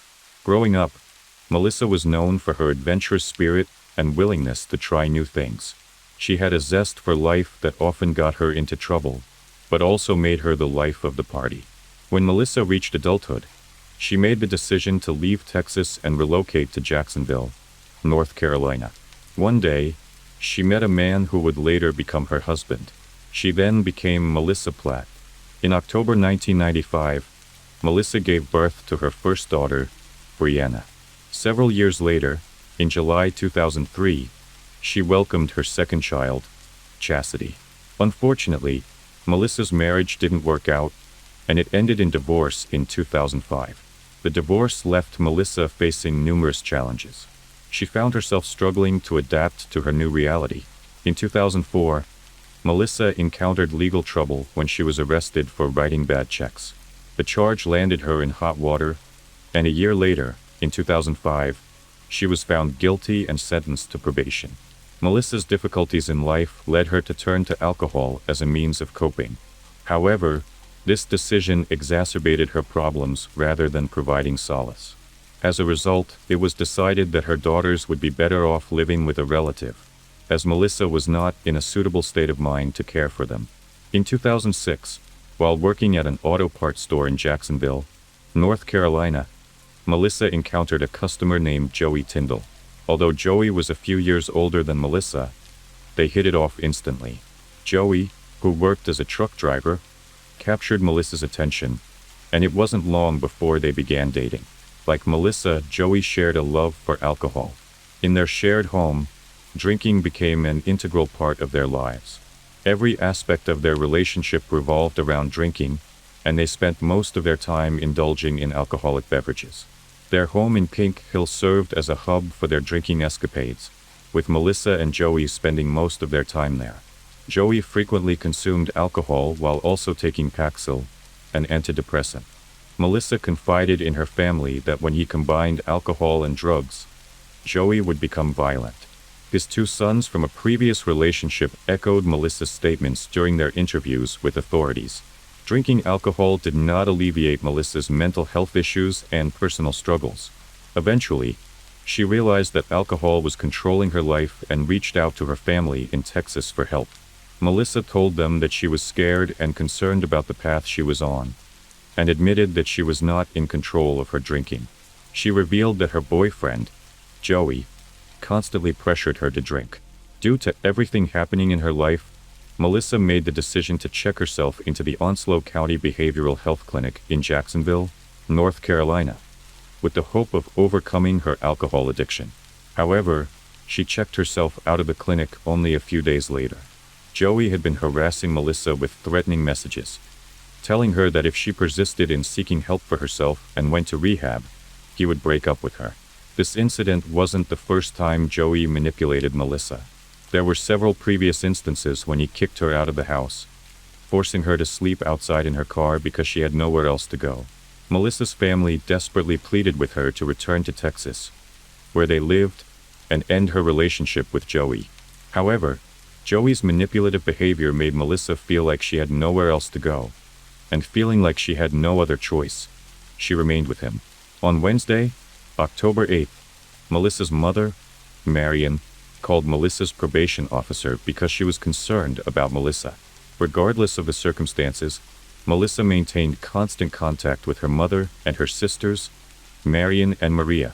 However, it had been days since Marion, Maria, and Michelle had seen or heard from Melissa, which was unusual. They began calling Melissa multiple times throughout the day, but there was no answer. When Joey occasionally answered, he would provide excuses for why Melissa was unable to come to the phone. Terrified for her well-being, Marion and Melissa's sisters made 4 to 5 calls each night, only to be met with another excuse from Joey. Slowly but surely, Joey turned Melissa's phone off and disconnected her voicemail, leaving her family even more suspicious. Melissa's family was deeply concerned about Joey's behavior and suspected foul play. After Marion contacted Melissa's probation officer, he decided to drive to Joey and Melissa's home in Pink Hill, North Carolina, to ensure that Melissa was safe and out of trouble. Arriving at the house around 5:17 p.m., the probation officer knocked on the door, but there was no answer. Knowing that Melissa was unemployed, the probation officer realized that there was nowhere for her to be, so he continued his knocking. However, Melissa never responded to the door. Eventually, the probation officer's concern grew, as he had observed Melissa 1 week earlier and smelled alcohol on her, indicating that she was drinking again. He worried that she might be inside the house, passed out, and in need of help. However, as a probation officer, he lacked the authority to enter the residence. Instead, he decided to call the Lenoir County Sheriff's Office for assistance. Several minutes after the probation officer's initial call for help, 2 officers from the sheriff's department arrived at the scene. However, they informed the probation officer that they were unable to break into someone's home without probable cause. They explained that contacting the homeowner, Joey Tyndall, was necessary to obtain entry into the house. One of the officers managed to get hold of Joey, who informed them that he was currently not at home, but at work. However, he mentioned that his girlfriend, Melissa, should be present in the house. During the phone conversation with the officer, Joey stated that Melissa might be resting inside as she was unwell. Joey explained that Melissa's drinking had become increasingly out of control, and he mentioned that it was possible she may have passed out. He emphasized to the officer that he did not always have the ability to provide the best care for Melissa.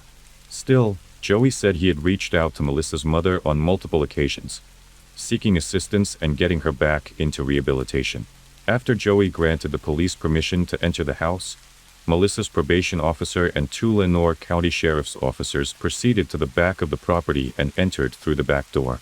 Once inside, the officers made their way through the house until they found what seemed to be a bedroom. Upon entering the room, the officers discovered Melissa lying motionless on her bed, covered by a blanket. The officers initially attempted to make contact with Melissa by asking her if she needed help, but their efforts were met with no response.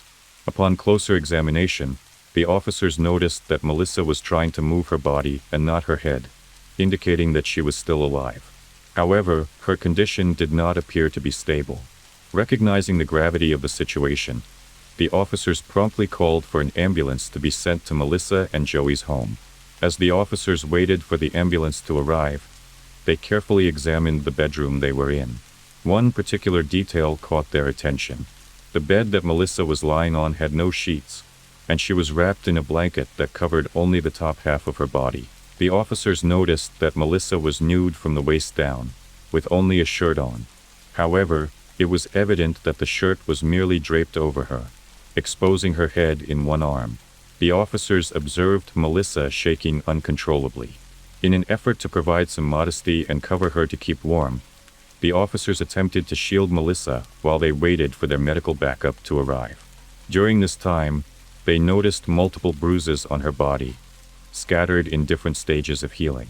While some bruises appeared fresh, others appeared older, indicating various instances of abuse.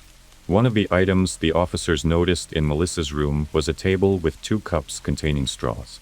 Upon closer inspection, the officers discovered that the cups were filled with alcohol. This discovery shocked the officers, as they had anticipated finding water or juice in Melissa's condition. The smell of alcohol in the cups raised suspicions and prompted further investigation. With their suspicions raised due to the presence of bruises on Melissa's body, the officers decided to approach her to inquire about any potential abuse. Despite her immense pain, Melissa shook her head no in response to their question. However, in whispers and broken words, she tried to explain to the officers that the bruises were a result of a fall she had experienced while attempting to answer her phone. Throughout her explanation, Melissa kept her eyes closed, as if merely lifting her eyelids was causing her too much pain. The ambulance eventually arrived at Melissa and Joey's house, and entered through the back door. As they walked into the home, they were immediately struck by the pungent smell. This odor was so strong that it was nearly impossible to ignore. According to the initial reports filed by the EMTs, the smell in the house was a combination of cigarettes and body fluid. It bore a strong resemblance to the scent of someone sitting in their urine and feces for an extended period. The paramedics approached the bed where Melissa lay and asked her questions. However, Melissa remained unresponsive, making only minimal movements when someone spoke loudly and closely to her ear. There were instances where Melissa struggled to open her eyes due to the intense pain she was experiencing. One of the paramedics noticed that the mattress she was lying on was soiled with urine, feces, and blood. Additionally, he saw that Melissa had a dark eye, along with other concerning bruises on her neck, a swollen jaw, and blood in her eye. As the medic proceeded with his examination, he observed that Melissa had several broken toes and various stages of healing. He further noticed bruising and blood in her private area, but there was no indication of sexual abuse. As paramedics and officers were examining Melissa at Joey Tyndall's home, Joey arrived home from work. One of the officers approached Joey and inquired as to how Melissa ended up in the condition she was in. Joey replied that Melissa had a tendency to be clumsy and often found herself in accidents. The officer informed Joey that Melissa's condition was serious and required immediate medical attention. Despite his position as Melissa's boyfriend and the sole person in the state who cared for her, Joey declined to accompany her to the hospital. Instead, he insisted on staying home and periodically checking in for updates. Upon her arrival at the hospital, Melissa underwent a thorough examination, which revealed that she was suffering from a closed head injury. Recognizing the seriousness of her condition, the hospital where she initially sought treatment determined that they were unable to provide the specialized care she needed. As a result, she was airlifted to a different medical facility, the Pitt Memorial Hospital in Greenville, North Carolina. At Pitt Memorial Hospital, the doctors determined that Melissa's injuries were of such a severe nature that the services of the police were required. It was decided that the police officers who found her at the scene should visit the hospital and take pictures of her injuries. The officers arrived at the hospital and took their designated pictures of Melissa's injuries. Once the officers had completed their task, Melissa's case was handed over to two separate detectives. While at Pitt Memorial Hospital, a doctor conducted a CT scan on Melissa, revealing that she had suffered an intracranial hemorrhage due to physical trauma. The CT scan also showed that Melissa's jaw was broken into two parts. Due to the extent of Melissa's brain injury, she needed immediate surgical intervention. She underwent an emergency surgery known as a frontal craniotomy. During this surgical procedure, the surgeon discovered a second bleed in Melissa's brain. This doctor determined that this second brain bleed occurred at a different time than the first injury. During the surgery, the doctor also uncovered evidence that Melissa had been shot in the past. Melissa had told everyone that she had accidentally shot herself. However, Melissa's loved ones suspect Joey's involvement in this incident. They believe that Joey might have had something to do with her shooting. The two detectives assigned to Melissa's case visited Joey Tyndall at his house to interview him about Melissa and her injuries. During the interview, the detective asked Joey to show them the area of the house where Melissa had fallen and injured herself, and they asked for specific details about those incidents. However, Joey struggled to tell the detectives the times and dates when Melissa fell. Joey was general in his answers and never gave any specifics. However, Joey did remember details about Melissa's drinking struggles. He said there was one night when he woke up and Melissa wasn't in bed. Worried, Joey said he went to look for her outside the house and found Melissa naked, sleeping in the back of her car. According to Joey, Melissa had injuries on her body from running around outside and falling. The detectives also took the opportunity to consult Melissa's probation officer. He confirmed that he had seen Melissa 1 week before her hospitalization, but at that time he did not notice any bruises or injuries on her. On November 17th, Melissa underwent a second surgery, during which it was determined she had necrosis, a brain failure. Following the surgery, Melissa was conscious for a brief period but remained out of it.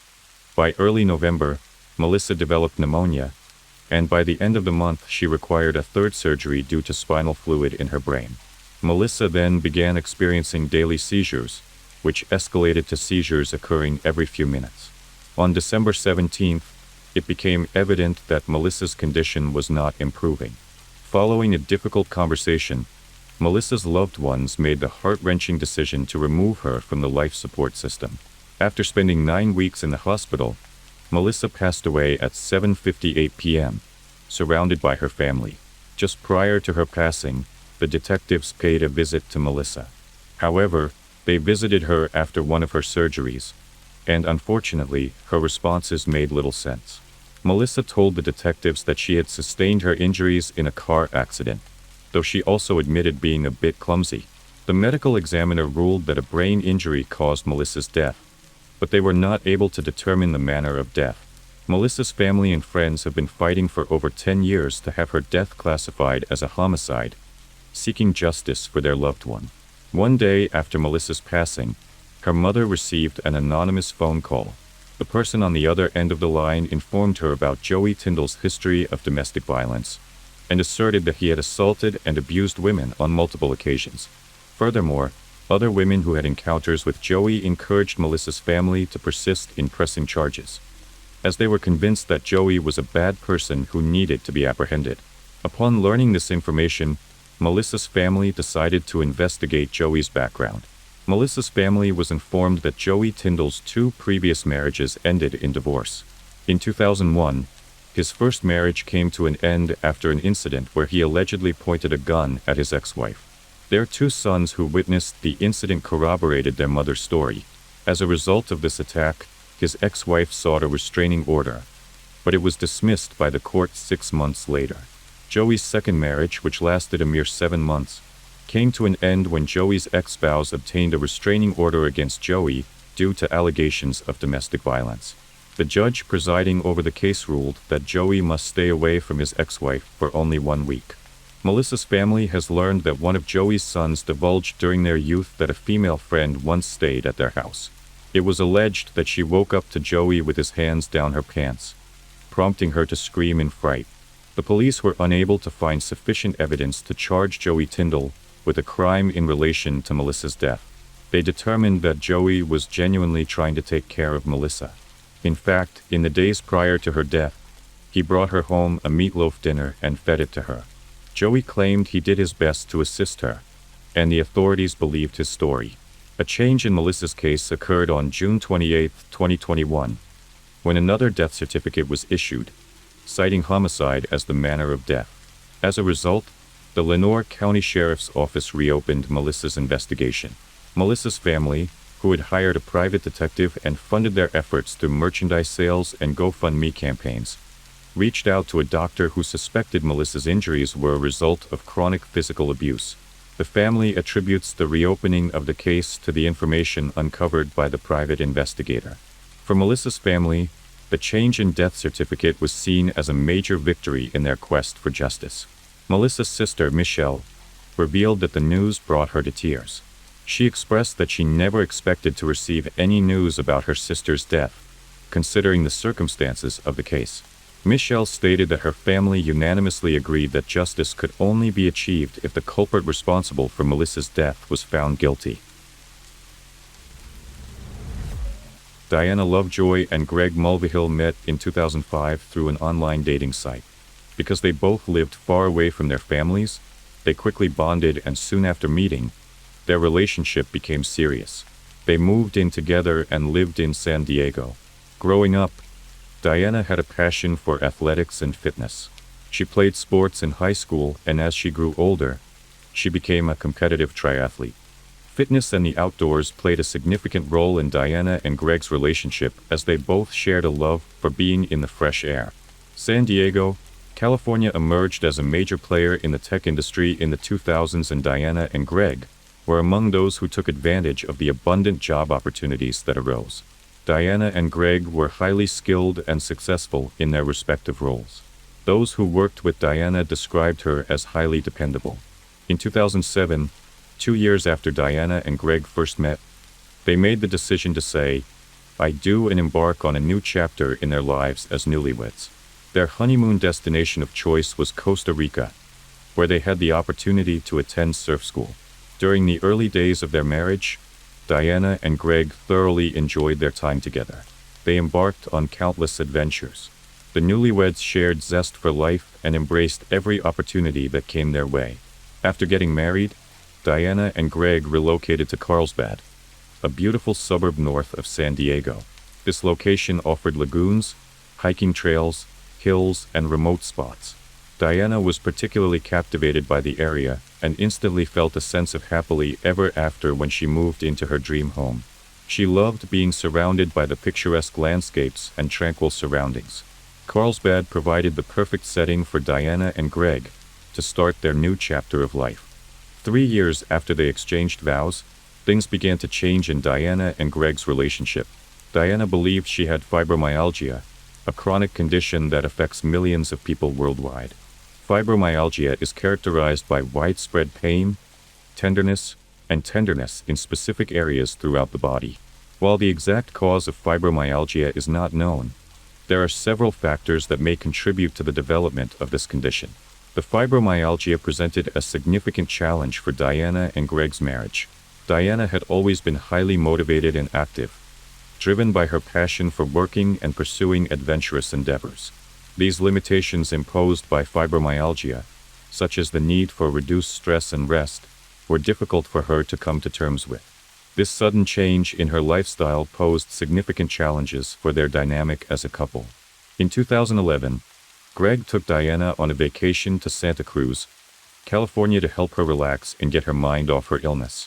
Greg was a loving husband who deeply cared for Diana and recognized the burden that fibromyalgia was having on her. The condition had significantly impacted Diana's well-being, leaving her with constant muscle pain and fatigue that severely limited her energy. As a result, she faced challenges in maintaining her job. The ongoing struggle with her health eventually compelled Diana to step away from her career. This decision allowed her to dedicate more time and energy to managing her fibromyalgia symptoms. Diana began spending more and more time at home in Carlsbad. There was nothing more Diana desired in life than to be a mother. She wanted to love a child and raise them to be confident and happy. Diana and Greg tried for years to have a baby. Unfortunately, Diana had several miscarriages. Losing these pregnancies was hard on Diana, not only physically but emotionally. Even though Diana didn't have children, she did have 2 cats, Lanny and Turtle, who she loved very much. One day, Turtle became ill and passed away. To help Diana through this time, Greg adopted a kitten for her. She named the cat Taffy. Greg's gift helped Diana immensely. After years of unsuccessful attempts to conceive, Diana was shocked to discover she was pregnant. Greg was overjoyed and couldn't wait to become a father. Diana shared the same sentiment, as she felt her dream of becoming a mother was gradually becoming a reality. In September 2012, Diana gave birth to a baby boy. Greg took time off work to bond with the baby after he was born. Being a father was something that Greg truly enjoyed. He cherished every moment he got to spend with his son. Diana was always concerned for her son, wanting him to be healthy and happy. However, as time went on, she began to suspect that her son might suffer from a similar illness to fibromyalgia that she had. Greg firmly believed his son was healthy and saw no need for concern. Even though Diana and Greg had different thoughts on their son's health, Diana remained steadfast in her conviction that their son struggled with an illness. She began conducting extensive research and discovered a drug called guaifenesin, similar to Mucinex, and commonly used to treat chest infections. Some people had claimed that this medication could help alleviate the symptoms of fibromyalgia. Upon learning about guaifenesin, Diana was determined to administer high doses of it to her son. However, Greg strongly opposed this idea, fearing that her attempts to medicate their son were unnecessary. The disagreement between Diana and Greg regarding their approach to their son's health care gave rise to rising tensions between them as a marriage. The stress and tension in Diana and Greg's marriage intensified when Greg sustained a shoulder injury, which forced him to leave his job. Because Greg was no longer employed, there was a decrease in money coming into the household. With this financial challenge, Diana decided to take a sales job to supplement the household income. She also attempted to generate revenue through online cooking videos, with Greg handling the camera duties. Unfortunately, this effort did not yield the desired results. Additionally, Diana participated in promotional videos featuring kitty litter, but this also failed to provide a significant financial boost. By the time Diana and Greg's son turned 2, they were fighting all the time and still butting heads over their son's health. Their relationship was in serious trouble. Diana vented to coworkers that she felt Greg was unhelpful and unsupportive. In July 2014, Greg found himself being questioned by a police officer regarding allegations of abuse made by Diana.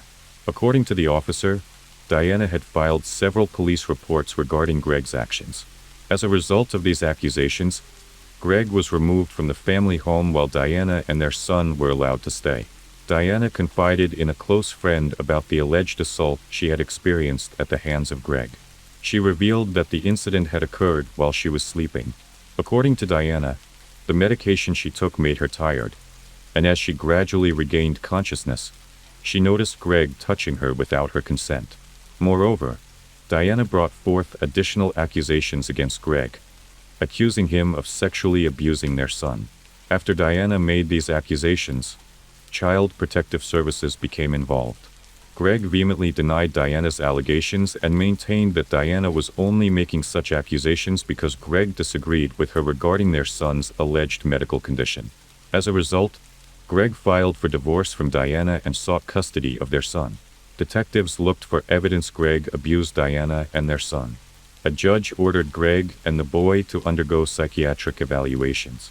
Diana confided in friends about her frustrations, because she said it was Greg's word against hers. The evaluations determined there was no indication that Greg was abusing his son.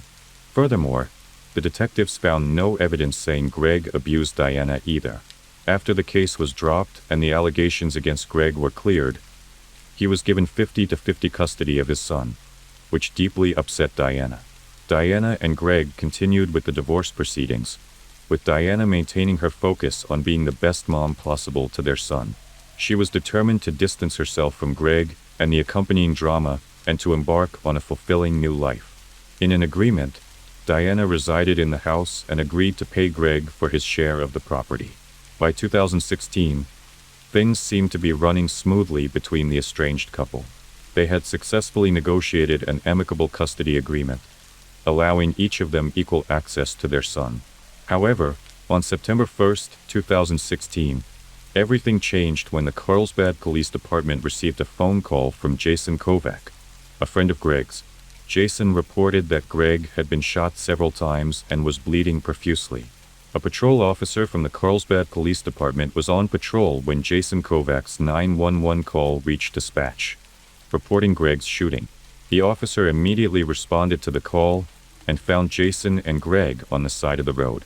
Jason informed the officer that the incident had occurred approximately half a mile from their location. Upon evaluating Greg's condition, the officer realized that waiting for an ambulance would be detrimental to his survival. Therefore, the officer decided to take Greg into the back of his vehicle and swiftly drove him to the hospital. In the meantime, within minutes of the officer's arrival, the SWAT team descended on the scene and began a search the area for the shooter. Despite their best efforts, the team was unable to locate the individual responsible for the shooting. Back at the hospital, Greg was being rushed into emergency surgery, where the medical staff saw he had a gunshot wound to his chest. Greg made it through the surgery. However, he was placed on life support afterward in the hopes he would wake up on his own. As Greg recuperated in the hospital, the detectives had the opportunity to interview his friend Jason Kovac, who was in a state of shock and fear. However, Jason seemed eager to explain what had happened to Greg. According to Jason, Greg had called him seeking assistance the night in question. Greg had told Jason that he had received a call from a private investigator who claimed to have important information and documents that would be of help to him in his custody and divorce proceedings with Diana. Although the private investigator did not leave his name, he gave Greg a specific meeting time and location. Despite Greg's initial apprehension about the call, his curiosity got the better of him, and he requested Jason to accompany him, serving as backup in case anything untoward occurred. Jason, concerned about Greg's well-being, readily agreed to go along. Together, they armed themselves with a flashlight and a child's baseball bat. Greg and Jason arrived in the area indicated by the mysterious caller, only to realize that it was in a remote location. Adding to the challenge, it was pitch black out, with no street lights and a total absence of the moon's illumination. This particular night happened to be a new moon, which occurs when the Earth is situated between the sun and the moon, plucking out the majority of the sunlight. As a result, the moon appeared dim and obscure in the sky, with only a small sliver of light visible. According to Jason, the caller informed Greg that the package containing the documents was going to be attached to a large electricity pole. When Greg observed the electricity pole with the package, he walked towards it while holding a flashlight. As Greg walked, he slowly moved the flashlight around, scanning the area. While waiting, Jason noticed Greg and the flashlight fixate on something in the bushes. At that very moment, Greg abruptly exclaimed, "Gun!" In a matter of seconds, a gunshot rang out, prompting Greg and Jason to start running for their lives. Jason said they sprinted towards the car. Bullets whizzed past their heads. Upon arriving at the car, Jason realized that Greg had been shot and promptly called 911. Although Jason was unable to provide a precise description of the shooter to the detectives, he was able to lead them to the exact location of the shooting. When the crime scene investigators conducted their search in the area where the shooting occurred, they focused their attention on the electricity pole where the caller instructed Greg to receive the package. It was near the pole where the investigators made the intriguing discovery: an Angry Birds towel neatly folded into a perfect square. The detectives couldn't help but wonder if someone had intentionally left the towel there to make Greg believe that was the package for which he had been told to retrieve. According to Jason's statement, he told the detectives that he heard as many as 6 gunshots at the scene, but the investigators found no evidence of shell casings or a weapon. The lack of forensic evidence left behind led the detectives to conclude that the person who shot Greg had extensive knowledge and experience in shooting. As the investigators continued their search of the area where Greg was shot, they noticed a distinct smell. The odor of feces lingered in the air, causing concern among the detectives. One of the investigators stumbled upon a pile of feces accompanied by a towel. This towel appeared to have been used to clean up after someone went to the bathroom. The investigators promptly preserved both the feces sample and the towel as potential evidence. They carefully packaged the items and transported them to the nearest crime lab. Forensic experts would analyze the samples to try and identify any possible leads or evidence related to the shooting. However, obtaining DNA evidence can take time. It could take up to a month before a DNA profile could be obtained from the feces sample in the towel. And this waiting period posed a challenge for the detectives, as they needed to move swiftly in their search for a suspect. In the meantime, the detectives continued their efforts to locate the person who shot Greg. They conducted thorough investigations, examining all available evidence and following up on potential leads. One area of focus was Greg's estranged wife, Diana Lovejoy. The detectives contacted Diana Lovejoy and summoned her to the police department for questioning. During the interrogation, the detectives asked Diana if she knew anything about a private investigator who had been in contact with her estranged husband, Greg, regarding documents related to their divorce. Diana denied having any knowledge of the matter and stated that she no longer converses with Greg. Furthermore, Diana had an alibi for the time Greg was shot, saying that she was at home with her son. Upon further questioning, Diana stated that she did not have any additional information to offer and was unable to identify any potential suspects. Greg remained on life support for 24 hours before unexpectedly waking up and starting to recover. When his condition had improved, he was interviewed by detectives. The detectives questioned Greg about his estranged wife, Diana, wondering if she could have been involved in the shooting. Greg acknowledged their past conflicts and the ongoing divorce and custody battle over their son. However, he expressed his doubt that Diana had the capability to carry out such a violent act. He said he had no enemies and no idea who could have been behind the shooting. During the initial stages of the investigation, the detectives managed to acquire the phone number that was used to lure Greg out to the remote area where he was killed. Upon closer examination, they discovered that the phone utilized a pay-as-you-go plan, revealing that it belonged to no one. However, the detectives were successful in acquiring information from the carrier, which showed that the cell phone was purchased at best by near Carlsbad. One of the detectives promptly contacted the manager of that particular Best Buy and inquired whether they could provide details regarding the time that was purchased. Additionally, the detective asked about obtaining video footage of the person who bought the item. After spending hours sifting through hours of footage, the manager managed to find the parts that aligned with the time frame of the cell phone purchase. The manager then sent the footage to the detectives. As the detectives watched the video, they found the image to be grainy, but they were able to discern Diana Lovejoy, Greg's estranged wife, in the footage.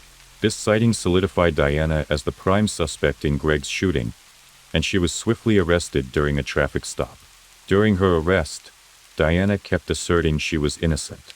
After Diana was arrested, the detective questioned her regarding what she had purchased at Best Buy.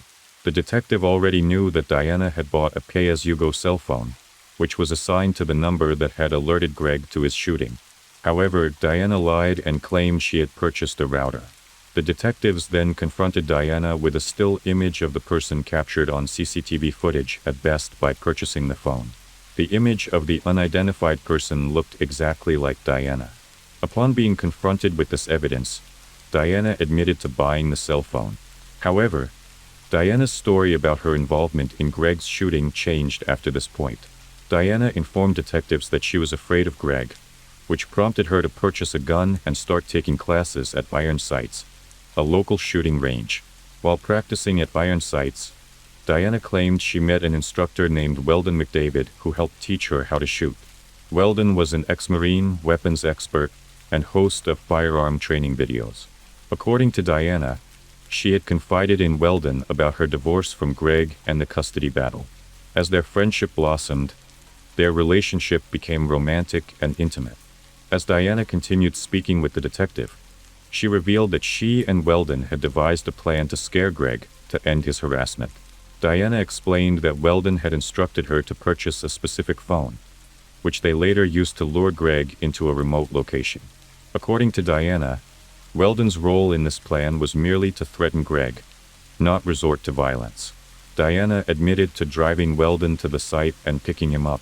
However, when she heard approaching police sirens in the distance, she inquired about the situation.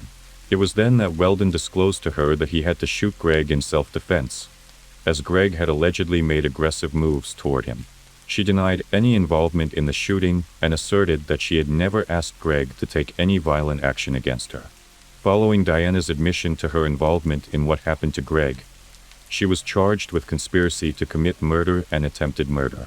Fortunately, Greg made a swift recovery from the gunshot wound to his chest and was released from the hospital shortly thereafter. However, despite the good news, word of Diana's involvement as Greg's estranged wife spread, leaving people horrified. Weldon McDavid was tracked down by the police and brought into the police station for questioning. During the detective's interview with Weldon, they inquired about his connection with Diana, and where he was on the night Greg was shot. According to Weldon, on the night of the shooting, he was at home, approximately 30 minutes away from Carlsbad.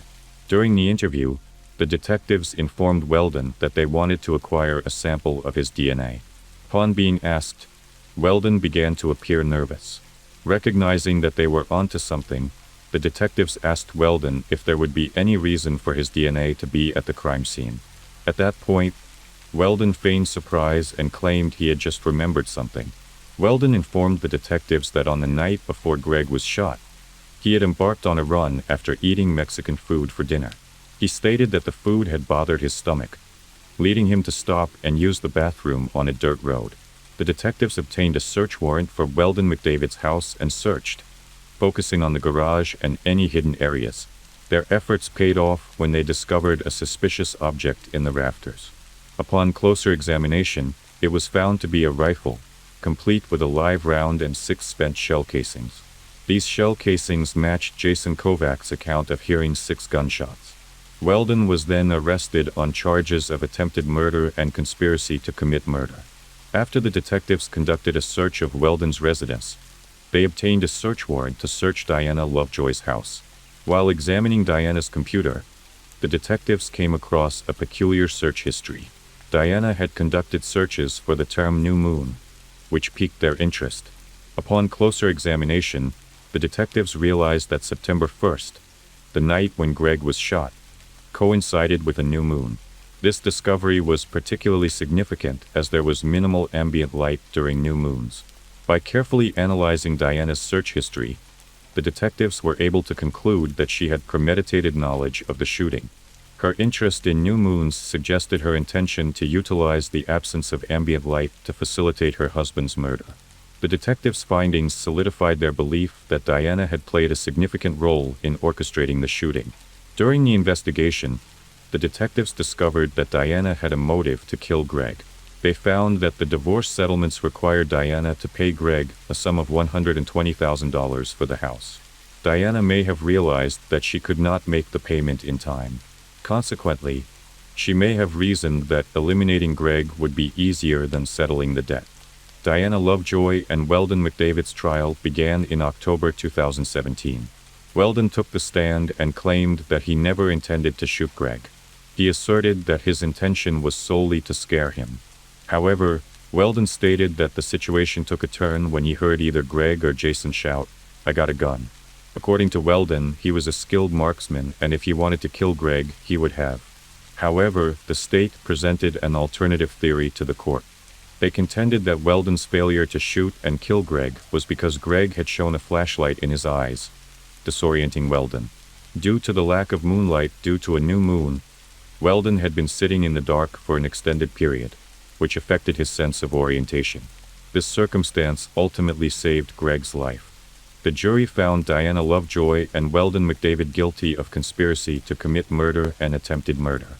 Upon hearing the verdict, Diana collapsed. Although the state suspects that she faked it, Weldon was sentenced to 50 years to life, while Diana was sentenced to 26 years to life. They both maintained their innocence. If you made it this far, thank you for staying with me until the end. I hope the stories gave you something to think about, or dream about. Sleep well, stay safe, and don't forget to subscribe. Good night.